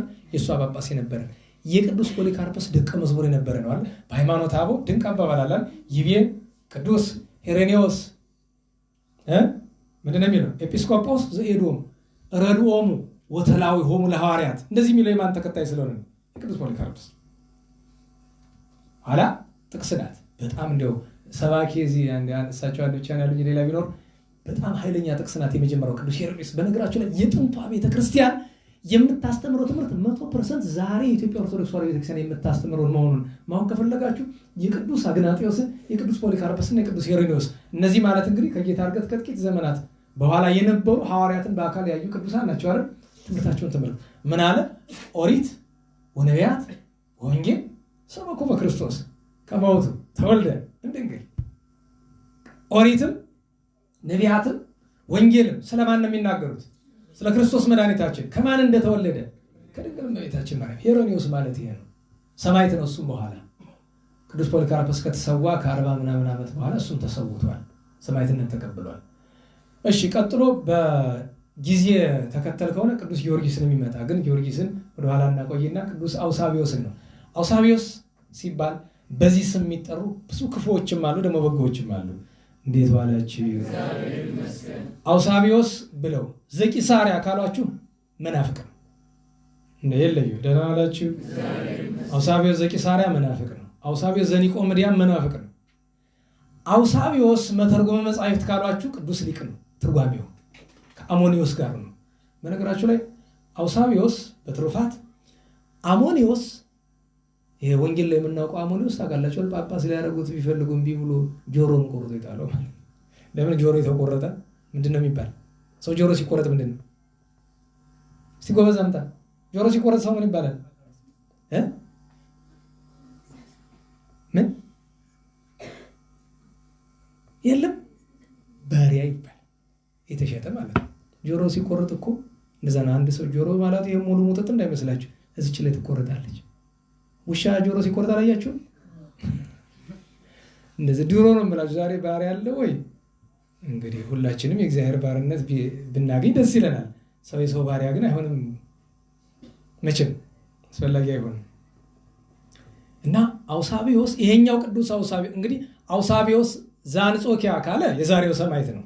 አውሳቢዮስ ዘሶርያ ካለ በ13 ያከበር ነው። ጦመ ዜና የሚለው ድንግሉን ማለት ነው። ምን አላችሁ? መተርጎመ መጻሕፍት ካለ በወንጌል ያለውን ያያል። ሌሎችም አውሳቢዮስ የሚባሉ አሉ። ሁለት ግን መናፍቃን ስላሉ ዘቂሳርያና ዘኒቆምዲያ ካለ መናፍቃን ናቸው። አንዱ የቤተክርስቲያን ታሪክ ጻፍ እያሉ የሚያንቆለጳጵሱት ማለት ነው የቂሳርያው። እሱን መከተል የእሱን ስራ ማንበብ ተገቢ ነው ብለን እናስተምረው። ለሁሉም የኛው ቅዱስ አውሳቢዮስ አባቱ ቅዱስ ፋሲለደስ ነው። ወንድሙ ቅዱስ መቃርስ ነው። ሁለት እህቶችም አሉት። እናቱ ሶፊያ ትባላለች።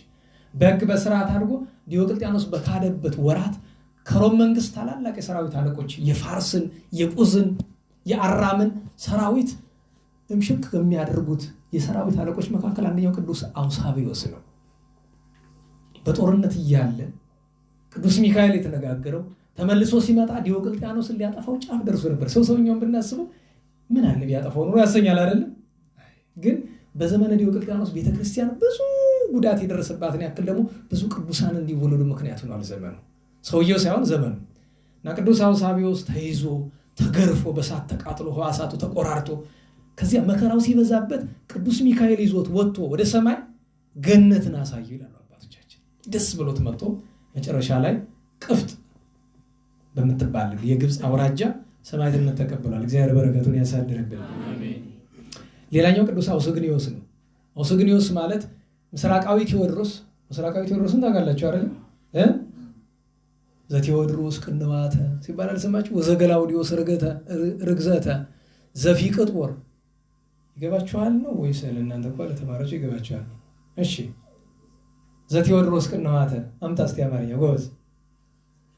የቴዎድሮስን ችንካር ስንት ነው ችንካሩ? 153 ወዘገላውዲዮስ ርግዘተ አምጣ አማርኛ ቅዱስ ገላውዲዮስ ጎኑን በምን ተወጋ? በጦር። ዘፊቅጦር ወዘፋሲለደስ ከመ እንተ ፈረስ ተለጉሞተ። ፊቅጦርና ፋሲለደስ ከአንጾኪያ ወደ ግብፅ ሲወርዱ ምን ተደርገው ነው? እንደ ፈረስ አፋቸው በልጓም ተይዞ ነው አይደለም? ዘታውክልያ ስደተ። ቅድስት ታውክልያሳ ምን ገጠማት? ስደት። ቤተ መንግስቷን ትታ ስለ ፍቅረ ክርስቶስ። ወዘዮስጦስ ቅስፈተ። ባሏ ነጋሲ የነበረው ቅዱስ ዮስጦስ ምን ደረሰበት? ቅስፈት ምንድን ነው? ግርፋት። ግርፋት። ወዘወልዶሙ አቦሊ ዘአነዳ ወዘይቀተ። ልጃቸው አቦሊሳ ቆዳው ምን አለ? ኧረ በሞቴ ቆዳው እኮ ብያለሁ። ቢያንስ ይሄ መራዩ ናቸው እንዴ? አዎ መገፈፉን አይደል? ምን አለ እዚያ በኋላ ተዘኪረከ ክርስቶስ መሐረኒ ሊተ። ይኮ ነው ሰው ንስሐ ስትገቡ እኮ እንዲህ ማለት ነው። ይህን ሁሉ አስበ ክርስቶስ መድኃኒታችን ማረኝ። ለምን ሩቀ መዓት አለ ማቴ የራቀ ወብዙኃ ምሕረት ምሕረት የበዛ ወጻድቅ አንተ ጻድቀ ባሕሪነ ብሎ ያመሰግናል። እና ቴዎድሮስ ቅዱስ ቴዎድሮስ ምስራቃዊ ወይም በናድሬዎስ ቴዎድሮስ ሰማዕትነት በተቀበለ ጊዜ መጨረሻ ላይ ለምስክርነት ከቀረቡት መካከል የሱ የቅርብ አገልጋዩ ተላላኪው የነበረው አውስግኔዎስ ነው። ከዲዮቅልጥያኖስ ፊት ቀርቦ ገስጾት በዛ ዘመን ባሪያ ከተባለ ድፍረት አይኖረውም ይባላል። ስለ ክርስቶስ ከመምህሩ ከጌታው የተማረውን ይዞ ቀርቦ ስለ መድኃኒታችን መስክሮ ሰማዕትነት ተቀብሏል። በረከቱ ይደርብን። ወደ አድዋ እንምጣ። የአድዋን ነገር ለማንሳት የዛሬ መስባክም ነገራችን ግጻዊ ላይ ስለሌለ ነው። የዛሬ መስባክ ምንድን ነው? ከዳዊት መዝሙር አምጣ እስቲ። ለአድዋ ጦርነት የሚሆን ለአድዋ ድል የሚሆነው መስባክ በነገራችን እድል እየሰጧችሁ ነው። አይምሯችሁ እንዲነቃቀቁ ነው። መንፈሳዊ ነገር ማሰብ ዝም ብሎ ስብከት ቁጭ ብለ በዚህ በአስተማሪ ተማሪ ቲቺንግ ሜቶዶሎጂ ይባላል አይደል? አክቲቭ አድርጋቸው ይባላል። አሁን ስጋዊ ነገር ለመጠቀም ሳይሆን ግን አይምሯችሁ መንፈሳዊ ነገር ለማሰብ እንዲበረታታ ነው። በሉ እስቲ አንድ መስባክ አምጣ እስኪ ዛሬ ለአድዋ ድል የሚስማማ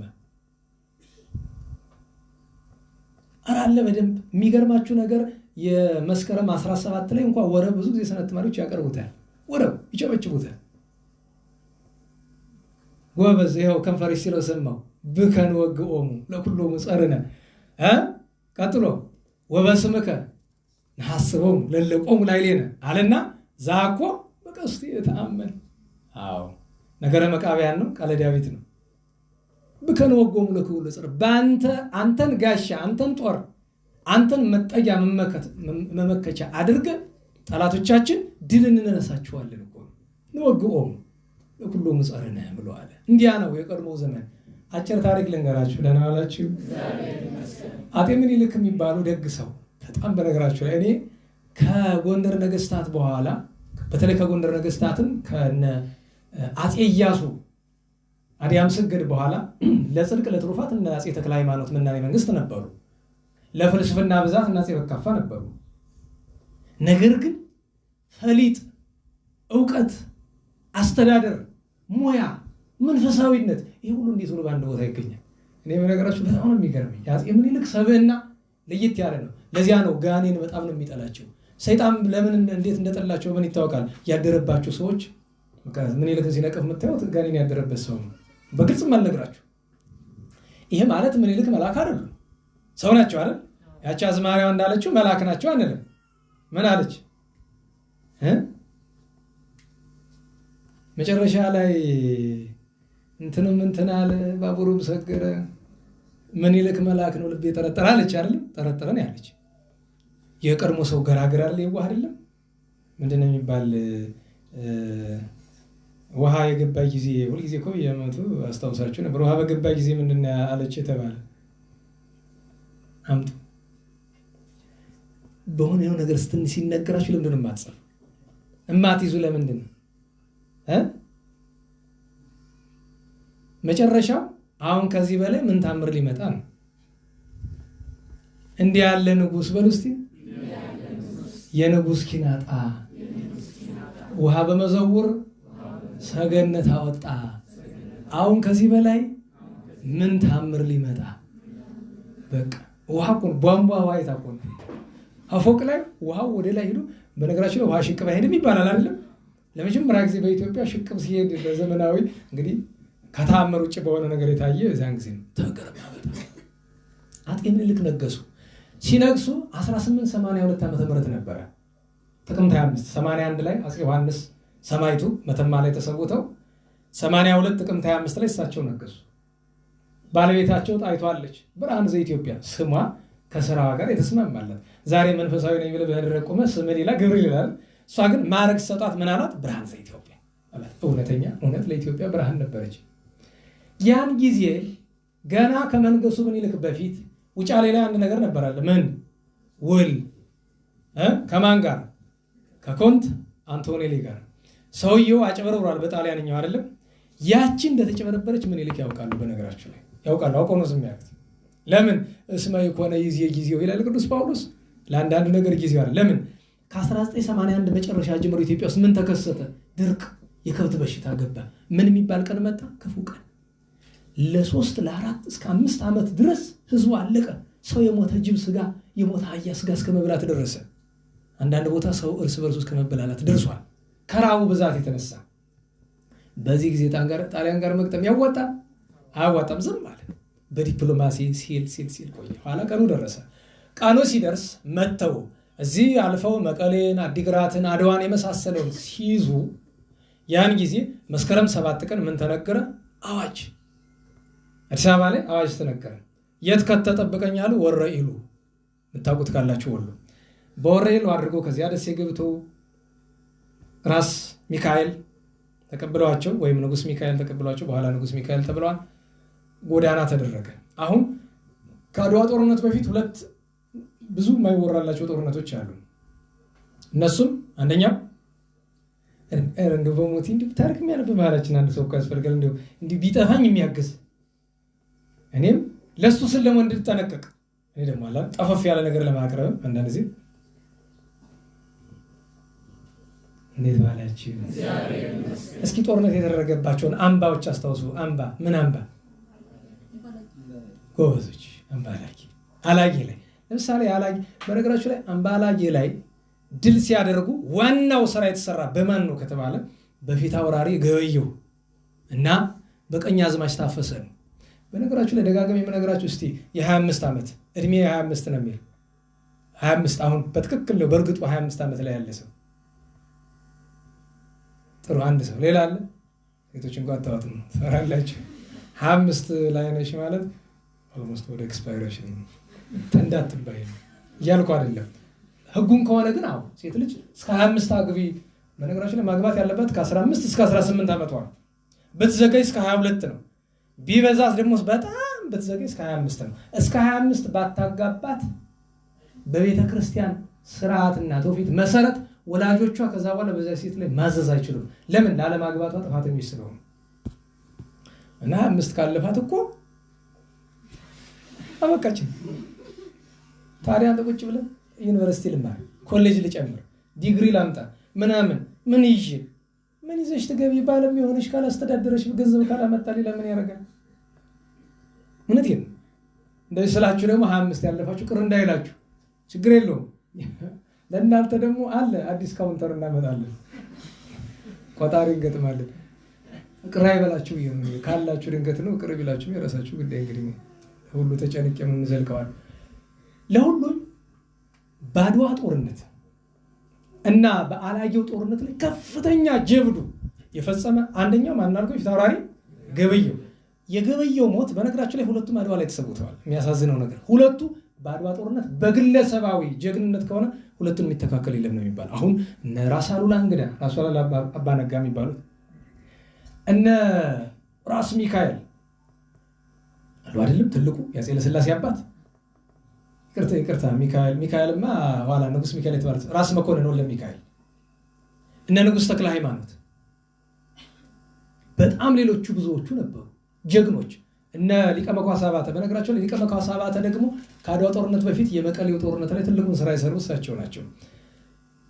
ፊታውራሪ ገበየሁ ግን የአላጌ ጦርነት ላይ እሱ አይደል አለቃ የነበር በዚህኛው በኩል እነ ማን ናቸው ራስ መኮንን በዚያ በኩል አሉ። ግን ጦርነቱ ሲጀመር ታሟል እሱ እና እጁ እንኳን ሰይፍ ለመጠበጥ አልቻለም። ስለዚህ ምን አደረገ? ዘንግ ይዞ ወጣ። ያ ሁሉ ደም ሲፈስና ያ ሁሉ ጦርነት ሲደረግ በበቅሎ ተቀምጦ በዘንግ ያዋጋ ነበር። ወንድ ሊዋል አስባችሁታል? መምታት መመከት እኮ የለም። በቃ አዋጋ በሞትም ለሞት ብሎ እኔ ምኒልክ አሽከር ይል ነበር ይባላል። ገበየው ፊታውራሪ ገበየው ኃይለ ማርያም ነው ክርስትና ሰው ነገራችን እንዳጤ ምኒልክ ተመሳሳይ ነው። የዛኑ ቀን የሚገርማችሁ እንዴት ባላችሁ የ25 ዓመቱ ቀኛዝማች ታፈሰ አላጌ ላይ 50 ጣሊያን ብቻውን ገድሏል። በነገራችሁ ላይ የሞቱት በመቶ የሚቆጠሩ ናቸው። 50 ነው ብቻውን የገደለ። እንዴት ባላችሁ 50 በሰይፍ በጥይት አይደለም። በነገራችሁ ላይ በሰይፍ ነው። በሰይፍ 50 አይደለም 5 የጣለ በጣም ጀግና ነው። ለምን ቢባል በሰይፍ ስትጋደል ጊዜ ይወስዳል። ዝም ብሎ ሄደው እኮ እንደዚህ ብሎ አይሰጥህም። እንደ ሰማይታ ታግለ ነው። ደግሞ በዛ ላይ 50 የገደላቸው ባለ ሰይፍ አይደለም ባለ ጥይት ናቸው። 50 ጥሏል በጎራዴ እና እንደዚህ አይነት ጀግንነት ከምን ያገኘ የሚባል የምኒልክ አሽከር ነው። እንግዲህ ቀኛዝማች ታፈሰ ወጣት ነው እና ሁል ጊዜ ምኒልክን ሲያገኛቸው ጌታዬ ምን ላድንልዎት? ከፈለጉ ዝሆን አድናለሁ ይላል ይባላል። ሂድ ዝሆን ይዘና ይባላል። ጥይቱን ይዞ ሄዶ ዝሆን አድኖ የሚቆራረጠው ነገር ተቆራርጦ ይመጣል። እና እቴጌ ጣይቱ ሲያዩት ይሄ ያለ አይደለ ሰው ትፍትፍ ይባልበት የለም ከዓይን ያውጣ የሚባል በጣም ነው የሚፈሩ ነበር። በአድዋ ጦርነት ውስጥ ወደ 7000 ኢትዮጵያውያን ተሰውተዋል። በጣም አዘኑን መራራ ያደረገው ግን የገበየውና አንደኛ የገበየው ሞት፣ ሁለተኛ ቀኛዝማች ታፈሰ የወጣቱ፣ ሶስተኛ ነገር የደጃዝማች በሻ፣ አራተኛ የደጃዝማች ጫጫ ሞት ነው። በተለይ ዋኖቹ የታወቁት እነዚህ ናቸው የዛን ጊዜ ከሞቱት መካከል። እና እንዲያደርገው አላጌ ላይ ጣሊያንን አሳፍረው መቀሌ ላይ ሲደርሱ ጦርነት ሊገጥሙ ሲሉ ጣይቱ ምን አለች? አይ ይሄ ጦርነት እንደዚህ ነው የሚደረግ፣ እኔ ስትራቴጂ ልስጣችኋል። ስትራቴጂስት ትላለህ አይደል አንተ? ምን አለቻቸው? የውሃ መጠጫ ጉድጓዳቸውን ያዙባቸው። ጥርቅም ሄደው ጣሊያን በተማለቅ ማሩን ብለው የሚገርማችሁ አፄ ምኒልክ ይገርመኛል። እንዴት ዋላችሁ? እነዛን ሲወጓቸው የነበሩትን ኋላ እርቅ ጠይቀው እንውጣ ብለው ሲሏቸው ከነ ጦር መሳሪያቸውን የላኳቸው። እንዲያውም ለኃላፊውስ ምን ሰጡት ይባላል? በደንብ የተጌጠች በቅሎ ሰጡት ይባላል። የቀድሞ ሰው ያስገርመኛል። ጠላታቸውን ማለት ነው። በመካከል ደግሞ ሁለት በዛው በሰሜን ኢትዮጵያ ክፍል የነበሩ ደጃዝማችና ፊት አውራሪ ነበሩ። ከልዑል ራስ መንገሻ ጋር ተጣልተው ተበሳጭተው ርዕሰ መኳንንት በደለን ብለው ለጣሊያን ሄደው አድረዋል። እነ ጉግሳና ኃይለሥላሴ ማለት ነው። ከዛ ልክ ከጣላት ቦታ ገብቶ እንግዲህ ልብ በሉ ባንዳ ሆኖ ማለት ነው። ናናዋላችሁ ባንዳ ሆኖ ገብቶ ምን ቢያዩ ጥሩ ነው? የኢትዮጵያ ሰንደቅ ዓላማ ተነቅሎ የጣሊያን ሲተከለ አራ ይሄማ እንዴት ብሎ ይሆናል? ይሁላችሁ ባንዳ ሆኖም እኮ ወዝ ነበራችሁ አይደለም? ይሄማ አይሆንም። ከዛ በሌሊት ከነ ሙሉ ትጥቃቸው እነ ሙሉ ሰራዊታቸው ሄደው ምን ይልክ ይቅር ይበሉ አራ እንዴት ብሎ ይሆናል? እሱ ጋር ነው የምንዋጋ ደግሞ ጠላት ጋር ሆኜ ልሙት ብለው እንግዲህ ያስቡት። እንደዛ ምን ይልክ ምን አደረጉ? ድርብ ካባ ሸልመው ጥሩ በቅሎ ሰጠው። ጎበዞች ሂዱ አሉ። በመንገድ ወደ 300 ምናምን ጣሊያን ጥለዋል እነዚህ ሁለት ደጃዝማቾች። ሌላ ደግሞ ማን ነበረ? ባሻ አውዓሎም። በነገራችን የባሻ አውዓሎም የልጅ ልጅ ጎንደር ነበረ። ትግሬ አማራ በሚል ቆሻሻ እንቅስቃሴ ነበር አይደል? ከ2008 ጀምሮ የዛን ጊዜ ነው ለቆ ሄደ ነበረ። የልጅ ልጃቸው ቀጥታ አረገ ትውልድ ማለት። ባሻ አውዓሎም ጣሊያኖቹ የሚያዩት እንደ ምንድን ነው? እንደ ባንዳ ነው። እሱ ግን ምንድን ነው? ሰላይ ነው። እነሱ የኛ ሰላይ ነው ብለው የኢትዮጵያን የምኒልክን ሰራዊት እንዲሰልልላቸው ነው የሚልኩት። በዚህ ዘመን በስለላ ህግ ምን ይባላል? ደብል ኤጀንት ሲባል ሰማላችሁ? ነናውላችሁ? ደብል ኤጀንት ማለት ትሄድና ለጠላት ታድራለህ። ከዛ የወገንን መረጃ የምታቀብል መስለህ ግን የምትሰራ ለማን ነው? ለወገን ነው። ጠላት ለኔ እየሰጠኝ ነው ይላል፣ ወገን ደግሞ ለወገን ነው። ያልሆነ ብዙ መረጃ ሲሰጣቸው ቆይቶ መጨረሻ ላይ የምኒልክ ሰራዊት ራብ ፈትቶታል። የተወሰደውን ትብላል ብሎ ማንም ነገር ነገሯቸው ነው። እንግዲህ የካቲት 23 ቅዳሜ ለእሑድ ሌሊት 11 ሰዓት ተነስተው እንገጥማለን ያሉ አማን ላይ ጉድ የሆኑትን አንድም በባሻ አውዓሎም ምክንያት ነው። እሱን ማወቅ ያስፈልገናል። ለሁሉም የመቀሌው በዚያ በውሃው ምክንያት ፈታ። የአላጌውም እነ ቀኛዝማች ታፈሰ እንደዚህ ያደረጉ። አድዋ ጦርነቱ ሲደርስ ታውቃላችሁ እንዴት ዋላችሁ? የአድዋ ጦርነት የሃይማኖት ጦርነት ነው ብለን የምንልበት ምክንያት ምንድን ነው ካላችሁኝ፣ ከ40 ዓመት በኋላ ጣሊያኖች ሲመጡ ያደረጉትን ነገር በማየት ነው። ምክንያቱም ከ40 ዓመት በኋላ ተመልሰው ሲመጡ ምንድን ያደረጉ? ባመኑት 2000 ቤተክርስቲያን አቃጥለዋል። ያላመኑት ግን እኛ የምናውቀው ከ3 እስከ 5000 ቤተክርስቲያን ያቃጠሉ። ወደ 1 ሚሊዮን ሰው ሲገደል ከ900 ሺህ በላይ የሚሆነው ኦርቶዶክሳዊ ነው። በነገራችሁ ላይ ደብረ ሊባኖስ ላይ ከ2000 በላይ ሰው በአጠቃላይ ያረዷቸው መነኮሳት ቢቆጠሩ በጥቂቱ ከ40 እስከ 50 ሺህ ይሆናሉ። ገዳማቸው በአታቸው ውስጥ ገብተው ያረዷቸው ብቻ ማለት ነው። ሐምሌ 29 በ1929 ዓመተ ምህረት ጎንደር ላይ የታረዱ ሊቃውንት ተሰብስበው ታርደዋል። ግማሹ የጎንደር ሊቅ ለጣሊያን አደረ ባንዳ ሆነ። እምቢ ያሉት ግን ወስደው ታርደዋል። እና ፖፕ ፒዩስ የሚባል ነበር አይደለም? ከ40 ዓመት በኋላ ሲመጡ የነሱ ጳጳስ የነበረው መድፍ በርኳ አይደል ይላክ ሄዱና ሀገሪቱን ካቶሊክ አድርጉ ተብሎ ማለት ነው። ከቅኝ ግዛቱ ባሻገር ማለት ነው። እና ቤተክርስቲያን በወቅቱ ምንድን ያደረገች ነው? በመጀመሪያ ደረጃ ጦርነቱ ራሱ 100% ያሉ ጦርነት ማለት ሌሎቹ አልተሳተፉም አይደለም። ሙስሊሞች ነበሩ፣ የሌላ እምነት ተከታዮችም ነበሩ። ለምን? የሀገር ጉዳይ ስለሆነ። ዋናው ግን ቤተክርስቲያናት ኃላፊነት የሰጣቸው የምንልበት ምክንያት ምንድን ነው? አንደኛ ከተዋጊው መካከል ካላጋነን ነው ከ90% በላይ የሚሆነው ኦርቶዶክስ ነው። ሁለተኛ ጦርነቱ ሲደረግ ቤተክርስቲያን ከመሃል ሀገር ጀምሮ ሄደ ታቦት ከአክሱም የወጣ የእመቤታችን ታቦት የቅዱስ ጊዮርጊስ ታቦት ነበረ። ከየገዳ የሚገርማችሁ ነገር አጼ ምኒልክ አዋጅ አውጀው ሲወጡ የመጀመሪያ ስራቸው ምን ነበረ? በፈረስ በበቅሎ ባጋስስ እየተጫነ ወደ ገዳማቱ እንደነ የተላከ ጣንና ዘቢብ በሐዘናችሁ እርዱኝ፣ ሃይማኖት የሚለውጥ ሀገር የሚያጠፋ ጠላት መጥቷል፣ በጸሎት በሐዘን እርዱኝ። ጣይቱም እንደዛ አድርጋለች። ይህንን የሰሙ ከየገዳማቱ የነበሩ መነኮሳት ጸሎት ብቻ አይደለም ምን አደረጉ ታውቃላችሁ? የኢትዮጵያ ገዳማት አውጣተው መነኮሳት እንደላኩ መነኮሳት ተልከው ከዚያ ስፍራ ቆመው መስቀላቸውን ይዘው እግዚአብሔር ይፍታ። መጀመሪያ ላይ አቡነ ማቴዎስ የወቅቱ ጳጳስ አብይ ጾም አይደል ነበር? የአድዋ ጦርነት ጊዜ እሁድ ነው ለዕለቱ አይደለም አልፈቅድም ያሉ፣ ግን አብይ ጾምን ሰራዊቱ ይመገብ የሚል ሐሳብ ከመኳንንቱ ቀርቦ ምኒልክ ጠይቋቸው የለም ብለው ነበር ይባላል። በኋላ ግን ተስማምተዋል። እና መናዘዝ ምክንያቱም ለሃይማኖት ለሀገር ስትታገል ሁልጊዜ ካህን ያስፈልጋል። ለምን ለተዋዳችሁ ሚናዝ ያስፈልጋል። እግዚአብሔር ይፍታ የሚል ያስፈልጋል። የያዝከውን ዓላማ የሚቀድስልህ ያስፈልጋል። በነገራችሁ ላይ ዛሬ እንደዚህ አይነት ነገር ቢደረግ ሰዎች ይነቅፋሉ። ባዶ ጦርነት ግን እንደዚህ መደረጉን ግን መንቀፍ አይፈልጉም። ለምን? የውጤቱ ምንጭ እሱ ነው። ምክንያቱም የድሉ ምንጭ ሁለት ነው። አንደኛ መምህራን እና መነኮሳት በእግዚአብሔር ዘንድ ዋጋ ታገኝበታለህ እያሉ እያስተማሯቸው ስለነበር እንዲሁም አንዳንዶቹ እስከ መገዛት ደርሰዋል። ይሄ ፈርቶ የሚመለሰው እንዴት በማለት ሌላኛው ጣይቱና ምኒልክን መጨረሻ እናነሳቸዋለን።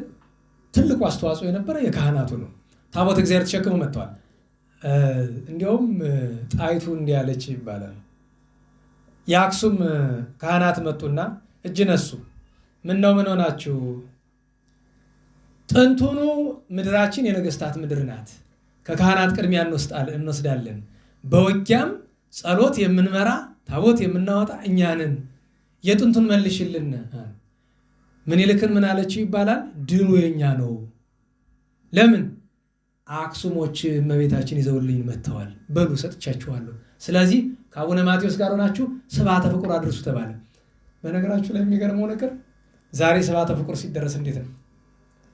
ሳሊለነ ማርያም ደሞ ዝብርቅርቅርቅ ብሎ በተለይ እናንተ መደበኛ አገልጋዮች ካላችሁ እንዲያው በዘመነ አጸባ እንደዚህ ባለ የመከራ ዘመን የሚገርማችሁ ወካይበን አስተበቋ ብለው ተፈሲ ማርያምን ጨርስ ሲያነሱ ጦርነቱ ተጀምሯል። የሚገርመው ጦርነቱ የተጠናቀቀው ወይም ጣሊያን መሸሽ የጀመረ መቼ ነው? ዘጊዮርጊስ ላይ ሲደርሱ ሳለነ ጊዮርጊስ ሲሉ እኮ መሸሽ የጀመረ። ምክንያቱም ሲጠራ መጣ። ምን ትለኛለህ? ይመጣል እንጂ እንኳን እንደነ ምኒልክ እንደነ ጣይቱ ያለ። ጣይቱ ምን ታረግ ነበር መሰላችሁ? በዚያው ሰዓት ለመቆጠብ እናንሳት ሰራዊቱ በተሰበሰበበት እንዲህ አለች፣ እኔ ይሄንን ቃል እገባላችኋለሁ፣ ድል አድርጋችሁ ስትመለሱ ሁላችሁን እሸልማለሁ። ወታደር ሽልማት ይወዳል። እሸልማችኋለሁ፣ ብትሞቱ 2 ቃል እገባለሁ፣ ልጆቻችሁን በማር በቅቤ ያሳድጋለሁ፣ ተዝካራችሁን አወጣለሁ፣ በሰማይ ያላችሁ ዋጋ ደግሞ እግዚአብሔር ያውቃል። ይህንን ብላ ቃል ገብታላችኋለች። አንድ ጊዜ እንዲያውም ተቆጥታችኋለች ይባላል። 9 ሰዓት ላይ ሰራዊት በሙሉ ግዳይ ይዞ መጣ። 9 ሰዓት ላይ ስለ ጣሊያን ሲያባረው ያለው እሑድ ታኅሳስ 23 ማነው የካቲት 23 ቀን የሚገርመው እስከዛ ሰዓት ማን አልመጣም ንጉሠ ነገሥቱ አልተመለሱም ጠላት እያባረሩ እንዴ እህቷም ነበረች እቴጌ ጣይቱ እንዴ ንጉሳቸውን ተጣችሁ እንዴት ትመጣለች እነሱ አላወቁም እኮ ምክንያቱም ሰራዊቱ እኮ ከ100 እስከ 150 ሺህ ይገመታል በጣም ሰፊ ነው በዚያ ምክንያት እንደገና እየፎከሩ ሄደው ምኒልክን ይዘዋቸው መጥተዋል አመሻሽ አካባቢ ማለት ነው እና እንዲያደርጋለች ሁለተኛ ጦርነቱ ተጀምሮ እስከሚያልቅ ድረስ ጫማ አልለበሰችም ጣይቱ በባዶ እግሯ ነበር እሷን አብነት አድርገው የተከተሏት ወይዛዝርት በሙሉ በባዶ እግራቸው ነበር ጸሎት የሚያደርሱ ነበር ታለቅስ ነበር ህዝብህን ለጠላት አትስጥ እያለች ከዳዊት ቃል ከሌሎችም እያመጣች ትጸልይ ታደርስ ነበር ጣይቱ ኃይለኛ ናት በነገራችን ላይ ስትቆጣም አይታል እንዴት ዋላች እኔ የሷ በስጭት ገደብ አለው ይባላል አንድ ጊዜ ኮንስታንቲኖሊ መጥቶ በአጤ ምኒልክ ፊት ገና በፊት ጦርነት ሳይጀመር እዚያው አዲስ አበባ ላይ ያሉ ክፉ ነገር ተናገረ እና ምኒልክ በጣም ተበሳጭቶ በጥፊ ሊያቀምሱ ሲነሱ ማንገላገለ ጣይቱ ገላገለች ለምን ተው ያን ሆይ ጌታዬ ለአንተ ክብር አይመጥንም ይሄተው በሚመታበት ይመታል የኮንስታንቲኖሊ ደብዳቤ የውጫሌ ውል በምንድን ነው የተቀደደ በመድፍ አትለኝም በመድፍ እኮ ነው የተቀደደ አሁን መድፍ ተተኩሶ ሄዶ ቀዶት አይደለም በቃ መድፍ ነው የቀደደው እንዴት ቢባል ሰምታችኋል አይደለም ሊቀ መኳስ አባተ በየቅድም ነገራችኋለሁ አይደል ሊቀ መኳስ አባተ ለተከታታይ ቀናት ከ3 ቀን በላይ እየተዋጉ እያዋጉ ትጥቃቸው ሳይፈታ ሳይቀመጡ ሳይተኙ በቁማቸው ሁሉ እየጎረሱ አዋግተው ያውቃሉ ነናዋላችሁ ትሞታለህ እዛ በኋላ መቆም አትችልም በዚያ ላይ ምን ይባላል አባተ ቦያለው ይባላል ሊቀ መኳስ አባተ ቦያለው ከተተኮሰ አይስትም በዚህ ምክንያት አይደለ መድፍ ተኩሶ ይሄ ቀላ የተተኮሰው ይሎ በዛኛው መድፍ በአፉ ገባ ይባላል አይደል እስከዚህ ያደረሰ እምሽክ አድርጓቸዋል ይባላል ኋላ ደግሞ ማን ነበረ ቆራጡ ጀግና ኮስታራው ማን ባልቻ ያን ጊዜ በጅሮንድ ነው ኋላ ግን ደጃዝማች ነው አይደል ባልቻ ምን ተብሎ ተገጠመለት ታውቁት የለ ገበየው ቢሞት መጀመሪያ ለገበየው ምን ተብሏል አድዋ ስላሴን ታላላረከሰው ገበየው በሞት ይገባና ቀድሶ አሉ ገብቶ ቀደሰው ደሙን አፈሰሰ የሚገርማችሁ ነገር አንድ የሚተረክ ታሪክ አለ አይደለም ገበየው ተመትቶ ሲወድቅ ከመመታቱ በፊት ለወታደሮች እንዲያላቸው ይባላል ለሱ አሽከሮቹ ማለት ነው ለምን ይልክ ንገሩልኝ ለሀገሩ ለሃይማኖቱ ለየታው እንዲህ ሲል ሞተ ብላችሁ ብሎን ገባበት ጦር ገበሬ ነው ብዙም ሽክ አድርጎ ተመትቶ ሲወድቅ አንዳንዶቹ ባልቻ ናቸው ይላል አንዳንዶቹ ሌላ ነው ይላሉ ገበየው እንደወደቀ ወታደሩ ካየ መፈታቱ ነው ታውቃላችሁ አይደለም መተማ ላይ ድርቡሽ አፄ ዮሐንስን አንገት የቆረጠበት ምክንያት እሳቸው መውደቃቸው ስለታየ እንጂ እኮ ያሸነፈው ኢትዮጵያ ጦር ነው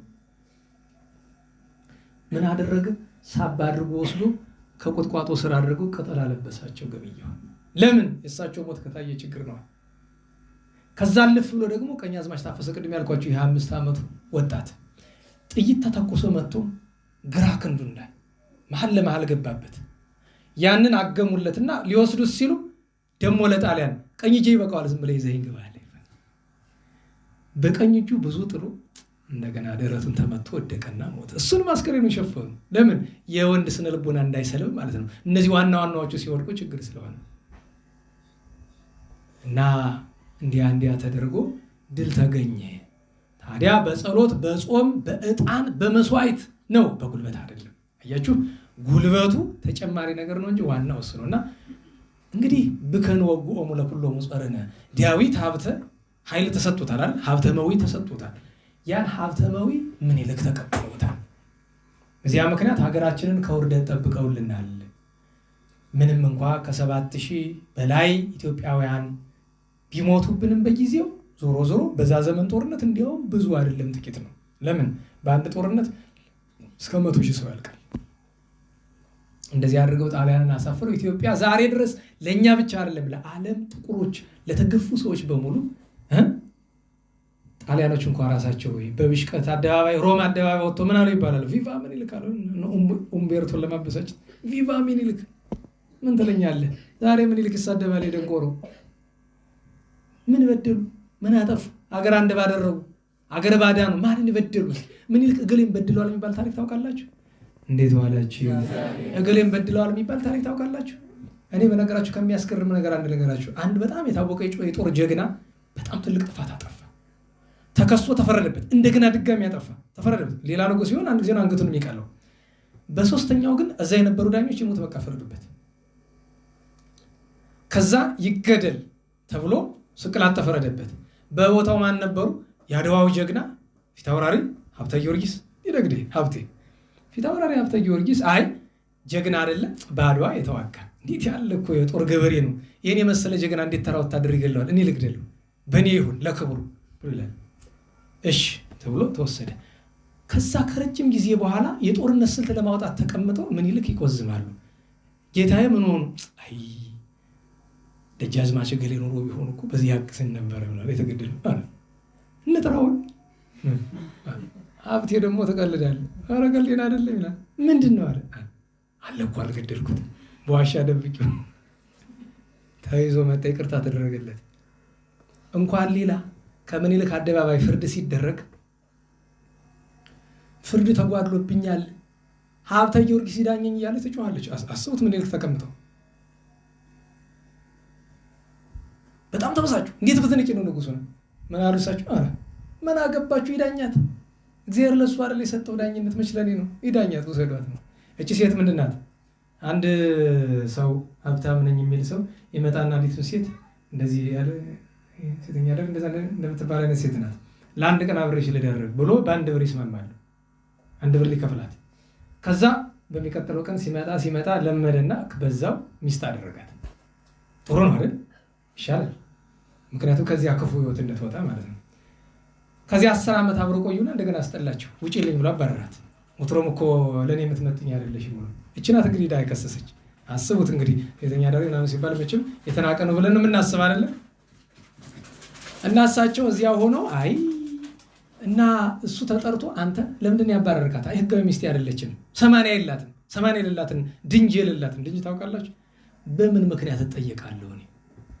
ኋላ አንቺ ግን መጀመሪያ 80 ሳይኖርሽ ምን ብለሽ ገባሽ ብሎታል። አረ እኔማ ለአንድ ቀን አዳር ብሎ በአንድ ብር ተስማምተን ገባ፣ በዛው ለምዶ ቀረ ነው። አዎ ጥሩ ነው እንግዲህ እኔማ እንዲህ ፈርዳለሁ። በል የቀን የተስማማውን ያክል የ10 ዓመት አስልተህ ክፈላት፣ ሀብት ግን እንዳታካፍላት ብሎ ነው።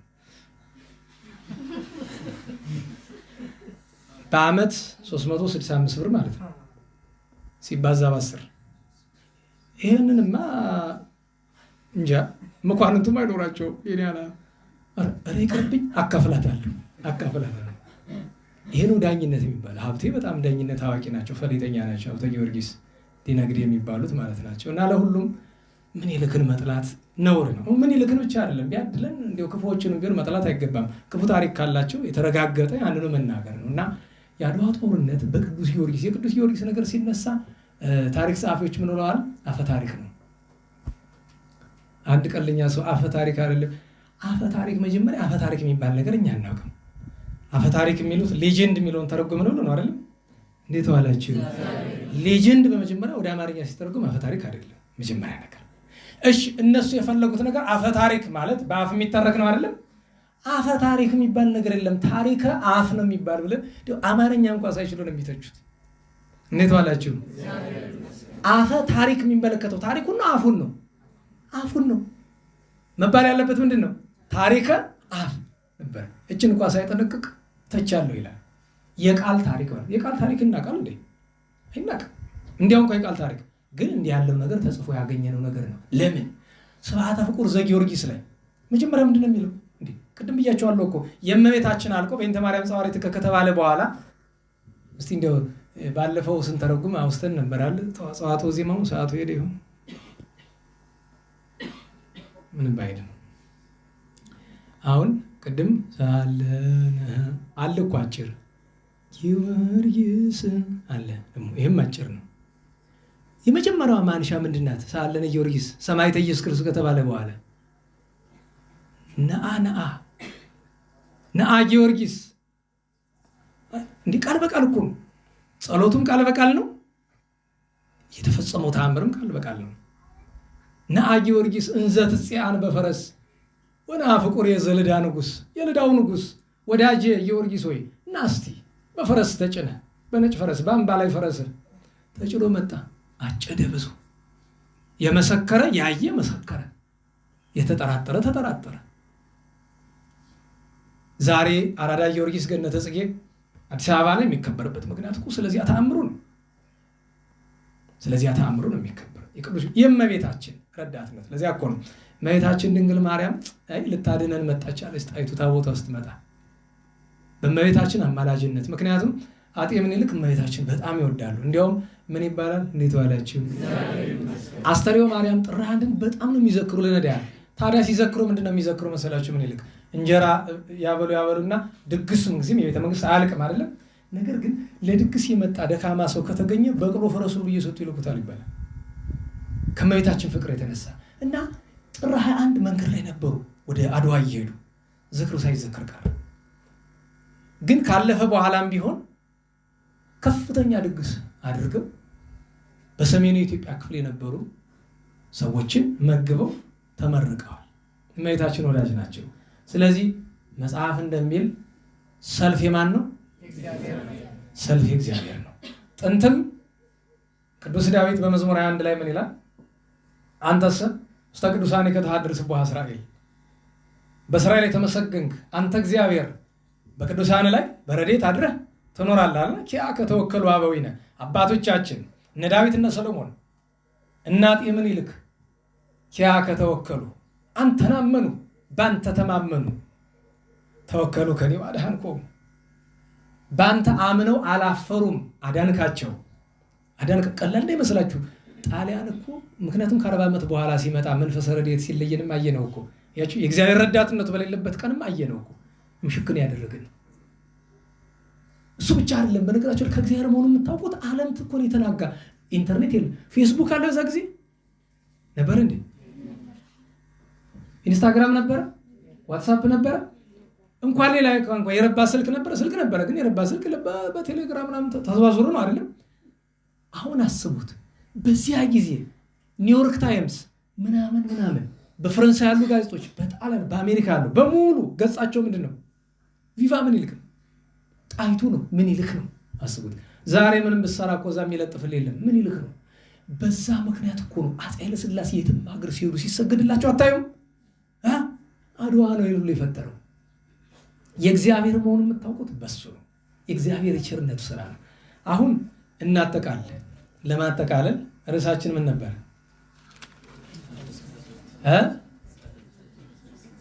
ወተሳለቁ ለአይሌነ ጸላይትነ፣ ጠላቶቻችን በእኛ ላይ ምን አሉ? ተሳለቁብን። ታዲያ ሁለት ነገር እናንሳ። አንደኛው ለምስጢረ ድነት አስታውሱኝ ብያቸዋለሁ አይደለም? ቅዱስ ዳዊት ጠላቶቻችን ተሳለቁብን ብሎ ሲናገር በእርግጥ በዳዊት ላይ የተሳለቀ ጠላት አለ ወይ ብትሉኝ፣ አዎ አለ። እንዴት ብትሉ በሁለት ተተርክላቸዋለሁ። አንድ በስጋ ሁለት በነፍስ። በስጋ ማን ተሳልቆበታል? ኃጢአት ሰርቶ ነበር አይደለም? በበደለ ጊዜ ከዙፋኑ ተነስቶ የገዛ ልጁ ሲያባረው ከመዘበት አልፎ የገዛ ልጁ አቤሴሎም ወደ ቁባቶቹ ገብቶ አላረከሳቸውም? ተሳለቀ አይደል? በአባቱ ላይ በአባቱ ሴቶች ላይ ተሳለቀ። ያስኬዳል ብዬ ነው። ዋናው በነገረ ድነት ምስጢሩ ግን ጸላይትን ጠላቶቻችን የተባሉ አጋንንት ናቸው። ከአጋንንት በላይ ጠላት አለ? ተሳለቁብን ያለ በብሉይ ኪዳን 5500 ዘመን በነፍሳት ላይ ይዘብቱ የነበሩ አጋንንት ናቸው። በጻድቃን ነፍሳት ላይ ሁሉ ይዘብቱ ነበሩ። ለምን? ገነት ዝክናት የኛ ምርኮ ናችሁ፣ እናንተ የሞት ቁራኞች ናችሁ እያሉ። ስለዚህ ከዚያ ዘበት እንዲያድን ነው አንሳ ኃይለ ከማለቱ ለዚያ ነው። አንድ ሁለተኛ ጠላቶቻችን ዘበቱብን የሚለው ለራሳችን የፈለገ ነው። ልብ በሉ። እንዴት ዋላችሁ? ጥንት እና አብርሃዋ አጽብሃ ጠላት ዘብቶባቸዋል? አልዘበተባቸውም። ለምን? እግዚአብሔርን ይዘው ነበር። እነ ካሌብ እግዚአብሔርን ይዘው ነበር። እነ ገብረ መስቀል እግዚአብሔርን ይዘው ነበር። እነ ቅዱስ ላሊበላ እግዚአብሔርን ይዘው ነበር። እነ አምደ ጽዮን እና አፄ ዘርዓ ያዕቆብ እግዚአብሔርን ይዘው ነበር። እነ አዲያም ሰገድ ኢያሱ እና አፄ ፋሲል እግዚአብሔርን ይዘው ነበር። በአድዋ ጦርነት እግዚአብሔርን የያዙ ምኒልክ ጠላት ዘበተባቸው? ንገሩኝ። አልዘበተባቸውም፣ አልተሳለቀባቸውም።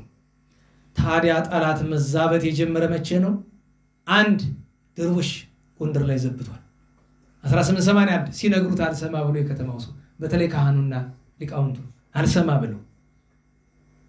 ቀጥሎ በ1928 በኃጢአታችን በበደላችን ምክንያት ረድኤተ እግዚአብሔር ቢርቀን 5 ዓመት ጣሊያን አልዘበተብን? ሰው በአካፍ አልተገደለም? ያ ሁሉ ግፍ የደረሰ እግዚአብሔር ቢለየን ነው።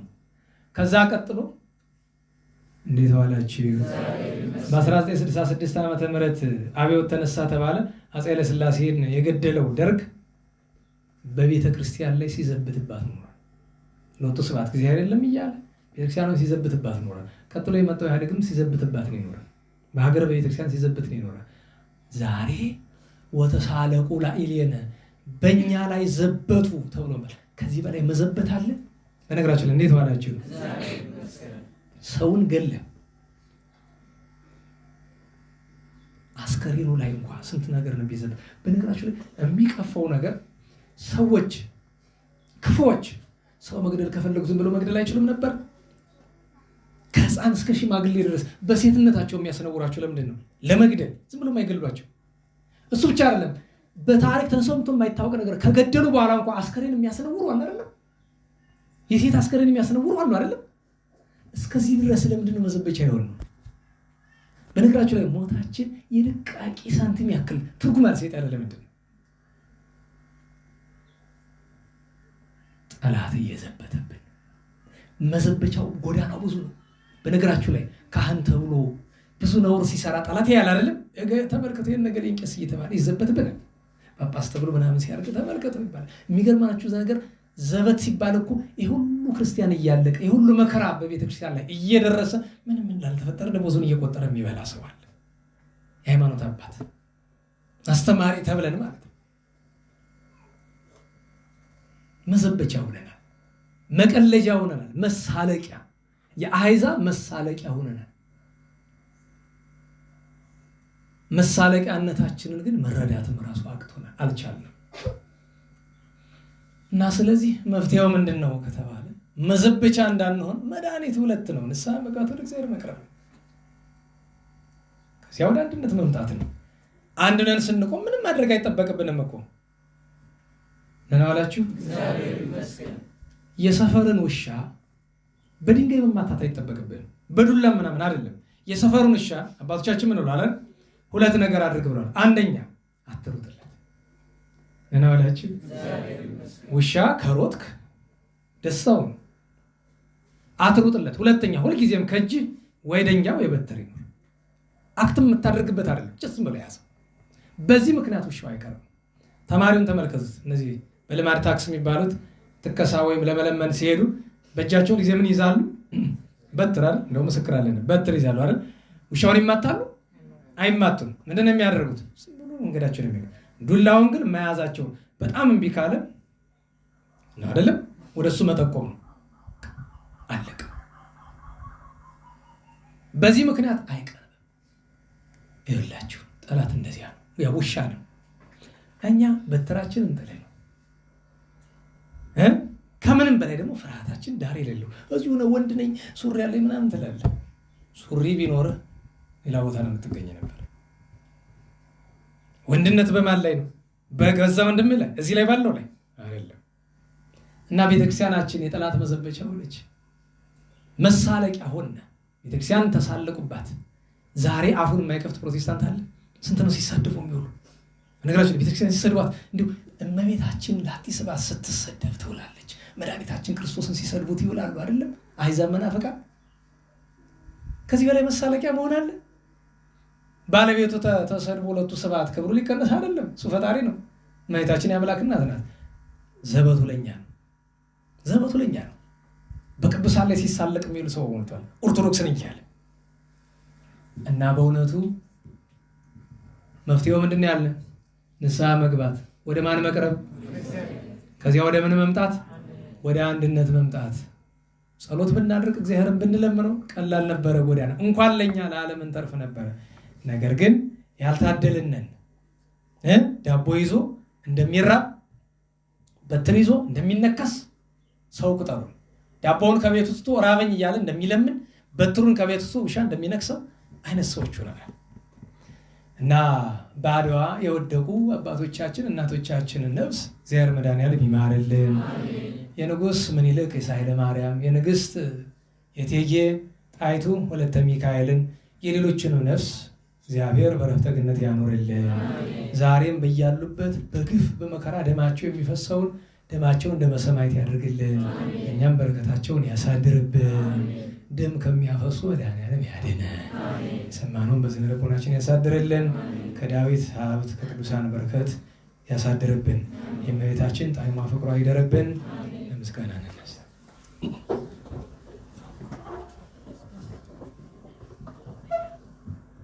ስብሐት ለአብ ስብሐት ለወልድ ስብሐት ለመንፈስ ቅዱስ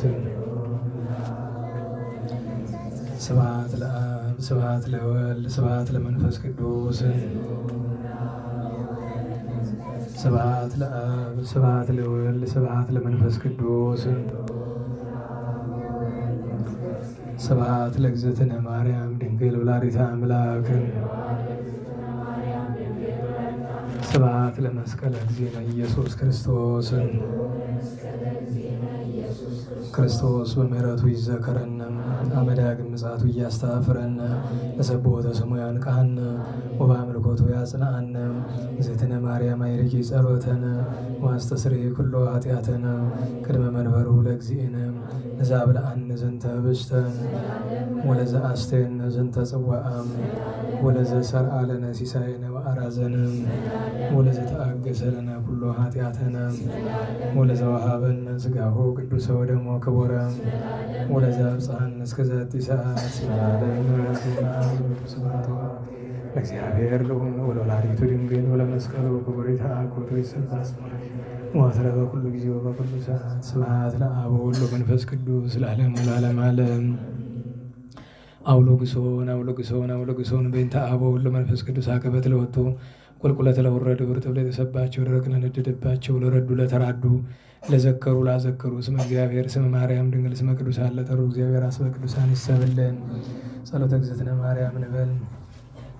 ሰላም ለኪ ዘንሰግድ ብለኪ ማርያም መነን አስተበቋኪ ማርያናዊት ማኅፀነብኪ በእንታና መኪውያኪ ማውኪ ማይበረኔውም ድንግል ባርኪ ጸሎተ እግዝእትነ ማርያም ድንግል ወላዲተ አምላክ ተአብዮ ነፍስዮ ለእግዚአብሔር ተሳሳይ መንፈስ በአምላክ መድኃኔ ስመሬ ማማላመቱ ናሆም ይዝስ ያስተበጹኒ ኩሉ ትውልድ እስመ ገብረ ሊታ ኃይል አብያቶ ቅዱስ ስሙ ሳይሉኒ ለትውልደ ትውልድ ለለ ይፈርቡ ገብረ ኃይለ በመዝራይቱ ወዘረውም ለለ አብዮ ሊና ልቦሙ ነሰቶ መላየላን መናብርቲሆሙ አይበዮም ለተቷን አስገቡም በረከቱ ለርባኑ ፈነው ሙራቀሙ ለቡላኑ ተወቅፎ ለእስራኤል ቁሊሆም ወተዘከረ ሳይሉን ዘይቢሉ ምራብ ብልና አብርሃም ኢየሩስ ከላለም ባረከኝ ቅድስኒ አንጽህነ እግዝእትነ ማይሰሪው ለሰይጣን አሞለ መዲኖ ለተብርሃን ኦ መዝገበ በረከት መዝገበ ቅዱሳት መዝገበ ነጽ መዝገበ ራእይ መዝገበ የዋሃት ባረከነ በእድየኪ በከመ ባረኪ ወለኤፍሬም ፍቁርኪ በበረከተ ወልድኪ ወአብ ወመንፈስ ቅዱስ ስብሐት ለአብ ወወልድ ወመንፈስ ቅዱስ ለዓለሙ ለዓለመ ዓለም።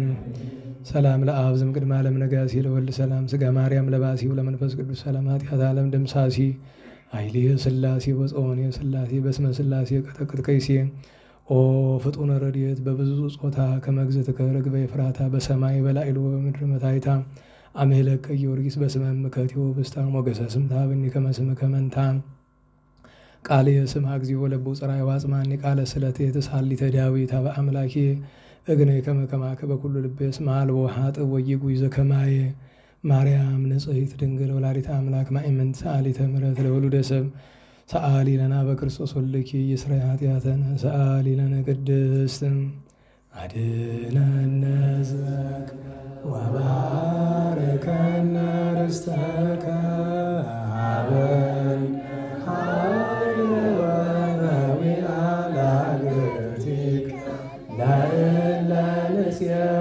ስመክ እቀበን ውሉደ ሕዝብከ ወእስረን በኃይለ መላእክቲከ ወትረ በኩሉ ጊዜ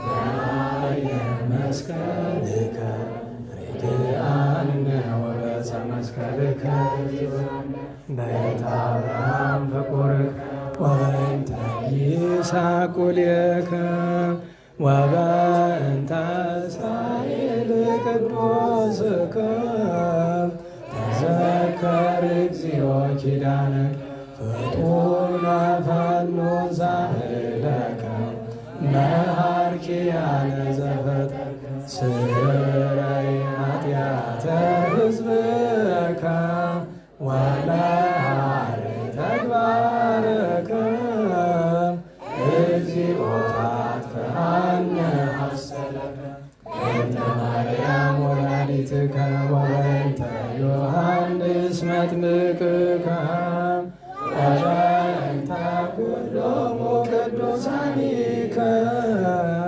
ርድአነ ወትረ ለኃይለ መስቀልከ ታስተሐፍረነ እግዚኦ በቅድሜከ እግዝእትነ ነጽሪ ኀቤነ ጸልዪ ለነ ለደቂቅኪ ወአድኅነነ እምኩሉ ምንዳቤ ወኀዘን መዓልተ ምስሌነ ወሌሊተ ማእከሌነ አንተ እግዚኦ ኢትርሐቅም እምኔነ አሉ ምስሌነ ነጋኤነ ኢትግድፈነ ወኢትመንነነ አምላከ ሰላም ተናጋነ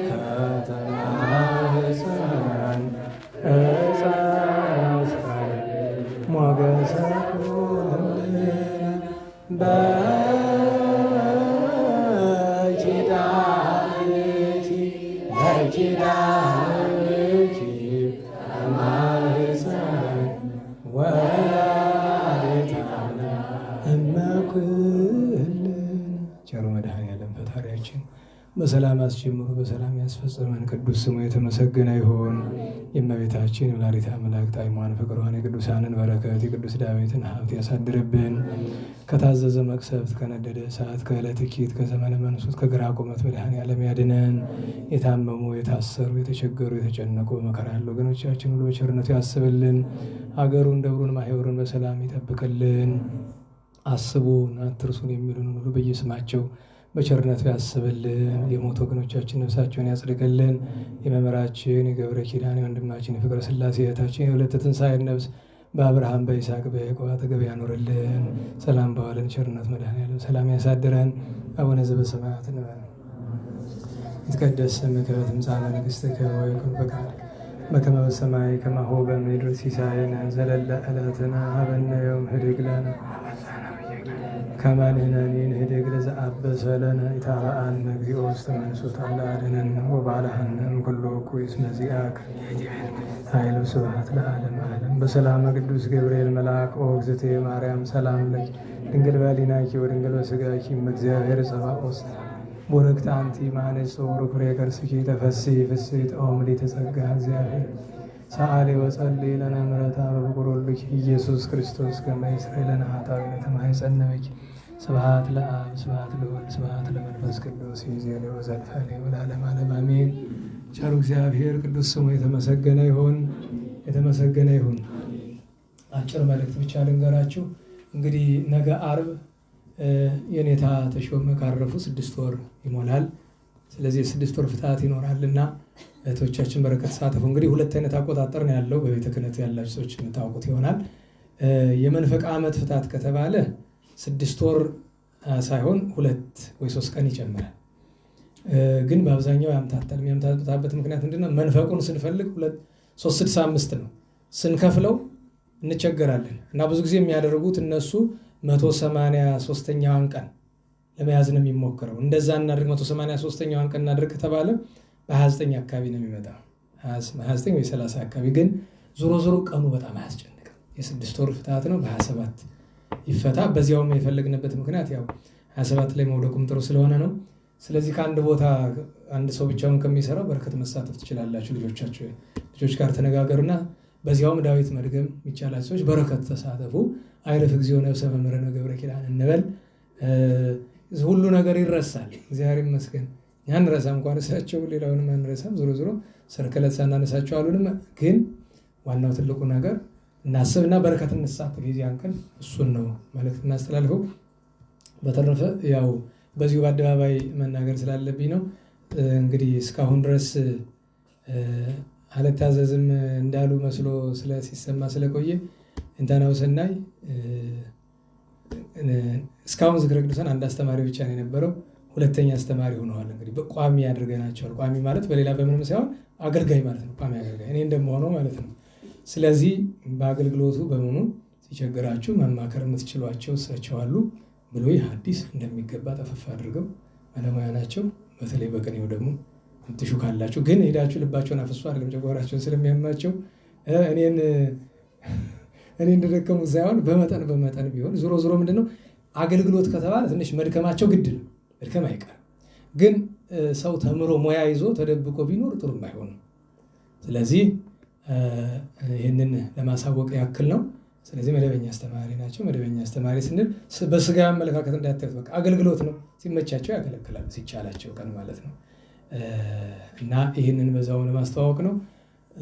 መዝሙሩን ላሰናብትና እንዘምራለን። በሰላም አስጀምሮ በሰላም ያስፈጸመን ቸሩ መድኃኔዓለም ክፋት ሳይመታን ሾህ ሳይወጋን ኃጢአት ሳይሰለጥንብን በደልም ሳይገዛን የብርሃን መላእክት በፊት በኋላ በቀኝ በግራ እየጠበቁን ለጊዜ ወደየቤታችን ለፍጻሜው ተስፋ ወደምናደርጋት መንግሥተ ሰማያት ከተከፈተች ገነት ከተነጠፈች ረፍት ከአባቶቻችን ርስት ሁላችን በሰላም ያድርሰን። በእነዚያ እህቶቻችን ከዚያ ከኃጢአት ሕይወት በሚመለሱ እህቶቻችን ጉዳይ ሁላችሁም እየተሳተፋችሁ አይደለም። ስራውን እየሰሩ ያሉ በጣም የሚቆጠሩ ሰዎች ናቸው። እንኳን ሌላ በኮሚቴ ደረጃ ያላችሁ ሰዎችም እየሰራችሁ አይመስለኝም። አሁን እናንተ ለምንድን ነው የማትሳተፉት? ስሩ። አሁን በተለይ ባለሙያ የሆናችሁ ሰዎች በተለይ እህታችን አግዙ። በምታግዙት ነገር ታስፈልጋላችሁ። ግድ አሁን እሳቸው ናቸው የሚያስተምሯቸው፣ ግን አስተማሪ ብቻውን አይደለም። በነገራችሁ ላይ እንዴት ሆናችሁ ብሎ እንኳን ስልክ መያዝ የተወሰነ ሰው ስልክ ብትይዙ ምን አለ? ጊዜ ሲኖራችሁ እረፍት ሲኖራችሁ እየደወላችሁ ማነጋገር። ምክንያቱም ትልቁ ችግር ይሄ ስራ ሲሰራ እነዚህ ሰዎች ከጋጋንንት ጋር ነው ጦርነቱ አይደለም። እነዚህ ሰዎች ስራ ስለሰጠናቸው ገንዘብ ስለሰጠናቸው ብቻ አስተማሪ ስለመደብን ብቻ አይሆንም። በሁለት ሳምንት አንድ የሚያስተምራቸው በወር አንድ የሚያስተምራቸው አስተማሪ ብቻውን ለውጥ ማምጣት አይችልም። እና ከወንዶች ይልቅ ለዚህ ስራ ሴቶች ብትችሉ ለጊዜው 180 ያክል ቁጥር ነው የተያዘው እና አንዳችሁ ብትችሉ 5 ቢያቀታችሁ 2-3 ብትይዙ በተለይ ትንሽ በርታ ያላችሁ እህቶቻችን ሙያ ያላችሁ በተለይ ደግሞ ናደውላችሁ እንዴት ሆናችሁ ብሎ እንደ ቤተሰብ መሆን ማለት እየሄዳችሁ በአካል ምናምን ጠይቁ። እሱ ላይ ይሳካ ይችላል፣ ግን ቢያንስ የሚያናግራቸው ኮንታክት ያስፈልጋቸው። ወደዛኛው የሚስባቸው ብዙ ነው ያለ። አሁን ስራው ሲሰራ እዛ አካባቢ ያሉት ተመልሰው እንዲገቡ ለምን ቢባል እኛ በምንሰጣቸው የሚያገኙት ገንዘብ ትንሽ ነው ትርፋ የሚያገኙት አይደለም።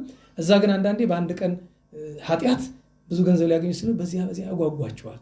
ስለዚህ አንያ ኮሚቴ ውስጥ ስራ አመራር ውስጥ ያለ እንኳን አንዱ ወይ 2 ሴቶች ናቸው ያሉት። እናንተም ይሄንን አድርጉ።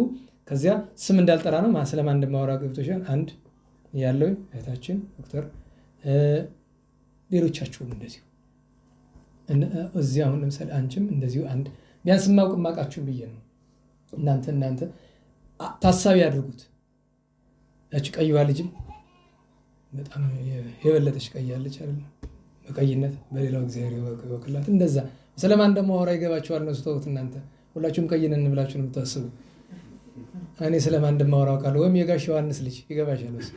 እናንተ ስራ ይብላችሁ ከሱ ከወንድማችን ጋር ተገናኙና ኮንታክት ያዙ ይነሱ። በሳምንት አንድ የሚሆን እንዴት ናችሁ? መጀመሪያ ግን በአካል አንዴ ያገኟቸው።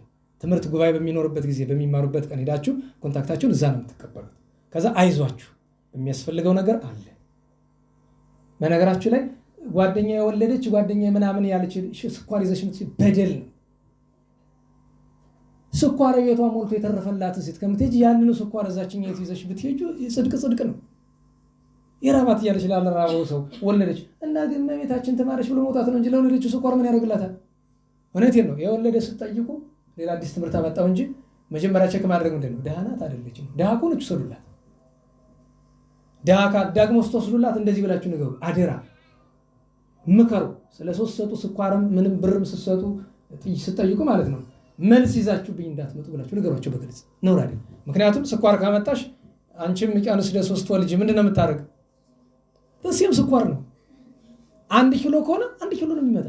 በነገራችሁ ላይ ሂሳብ እንድትሳሰብ ከተባለ እንዴት ባለችው ተጎጂው ድሮ የገዛው ነው አሁን የገዛው ነው። ስኳር ለኪሎ 10 ብር ያለ የገዛው ነው ወይስ አሁን ስኳር ምናምን እስከዚህ ድረስ ያዳርሳል ብዬ ነው። ጥሩም አይደለም ይሄ። ከከይልከክህ መጥፎ ነው። ፖለቲካ እኮ ነው እያደረግናል። በነገራችሁ ላይ ፖለቲካ ምንድነው ስሙ? ጊቭ ኤንድ ቴክ ይባላል። ወይም ደግሞ ምንድነው የምትሉ እናንተ ፈረንጆቹ የስክራች ማይ ባክ ያለ ከከኝ ነው አይውልህ። እና ስለዚህ አደራ የሆነ ነገር መጠየቂያ ይዛችሁ ስትሄዱ ሆስፒታልም ቢሆን ለምሳሌ የእናንተ ወገን ታሟል አይደል? መጠየቂያ ይዛችሁ ሄዳችሁ ግን መስጠት ለማን ነው? ለእናንተው አይደለም። ጠያቂ ለሌለው ነው መስጠት። አራበውን ወይ ደግሞ እዚህ ቀበሌ 11 አንድ ዱርዬ አለ 1 ኪሎ ሙዝ ይዞ ይሄዳል። ጠያቂውን ያየዋል። ደህና ከሆነ እያወራውም ሽክ አድርጎ ለራሱ በልቶት ይሄዳል። ይሄ ደግሞ እንዲያው ጅል ነው። ለዳቢ ሰጠው ምን አለ ራሱ በልቶት ይመለሳል። ግን ትቶት ከሚወጣው ይሻላል። እውነቴን ነው። እኔ የበላው አንቺ ተፈውስሻል አለቃ ገብራና እና ሌላ ነገር አመጣውባችሁ። ተሳተፉ እህቶቻችን በበጎ ፈቃደኝነት እነጌታ ሰውን እዚያም ያሉ ወንድሞቻችን አናግሯቸውና ተሳተፉ። ይሄ በጣም ትልቅ የቅድስና ስራ ነው። እንደ አንድ ሰው ያለኝ ልንገራቸው። አንድ ሰው እህቶቻችን ፈርተው እንደሆነ አለኝ። ምንድን ነው የፈሩ ሲባል እንዲያው አለ አይደል ፈተናው ያስቸግራል። መንፈሳዊ ሰው ስትሆኑ ነው እንደሱ የሚያስቸግራቸው። በነገራችሁ ላይ የአንድ ሰው ፈተና ወደ አንድ ሰው መጥቶ የሚያስቸግርበት ብቸኛው መንገድ ጸጋ እግዚአብሔር ያደረባችሁ ከሆናችሁ እናንተ ስትጸልዩ ዘኛው ሰው ፈተና ይመጣል። የታወቀ ነገር ነው። ይህን ስታደርጉ ደግሞ አምናችሁበት ነው። ለምን ውጊያ ነው፣ ታጥቆ ነው። በነገራችሁ ላይ እንደዚህ ሲሆን፣ አሁን ግን እናንተ ባላችሁበት ደረጃ እንደዚህ ነገር ጥንቃቄው ያስፈልግ ይሆናል። አይበቃም። ስብሐት ለእግዚአብሔር ልዑል ወለወላዲቱ ድንግል ወለመስቀሉ ከወንጸ ኃይል አሜን።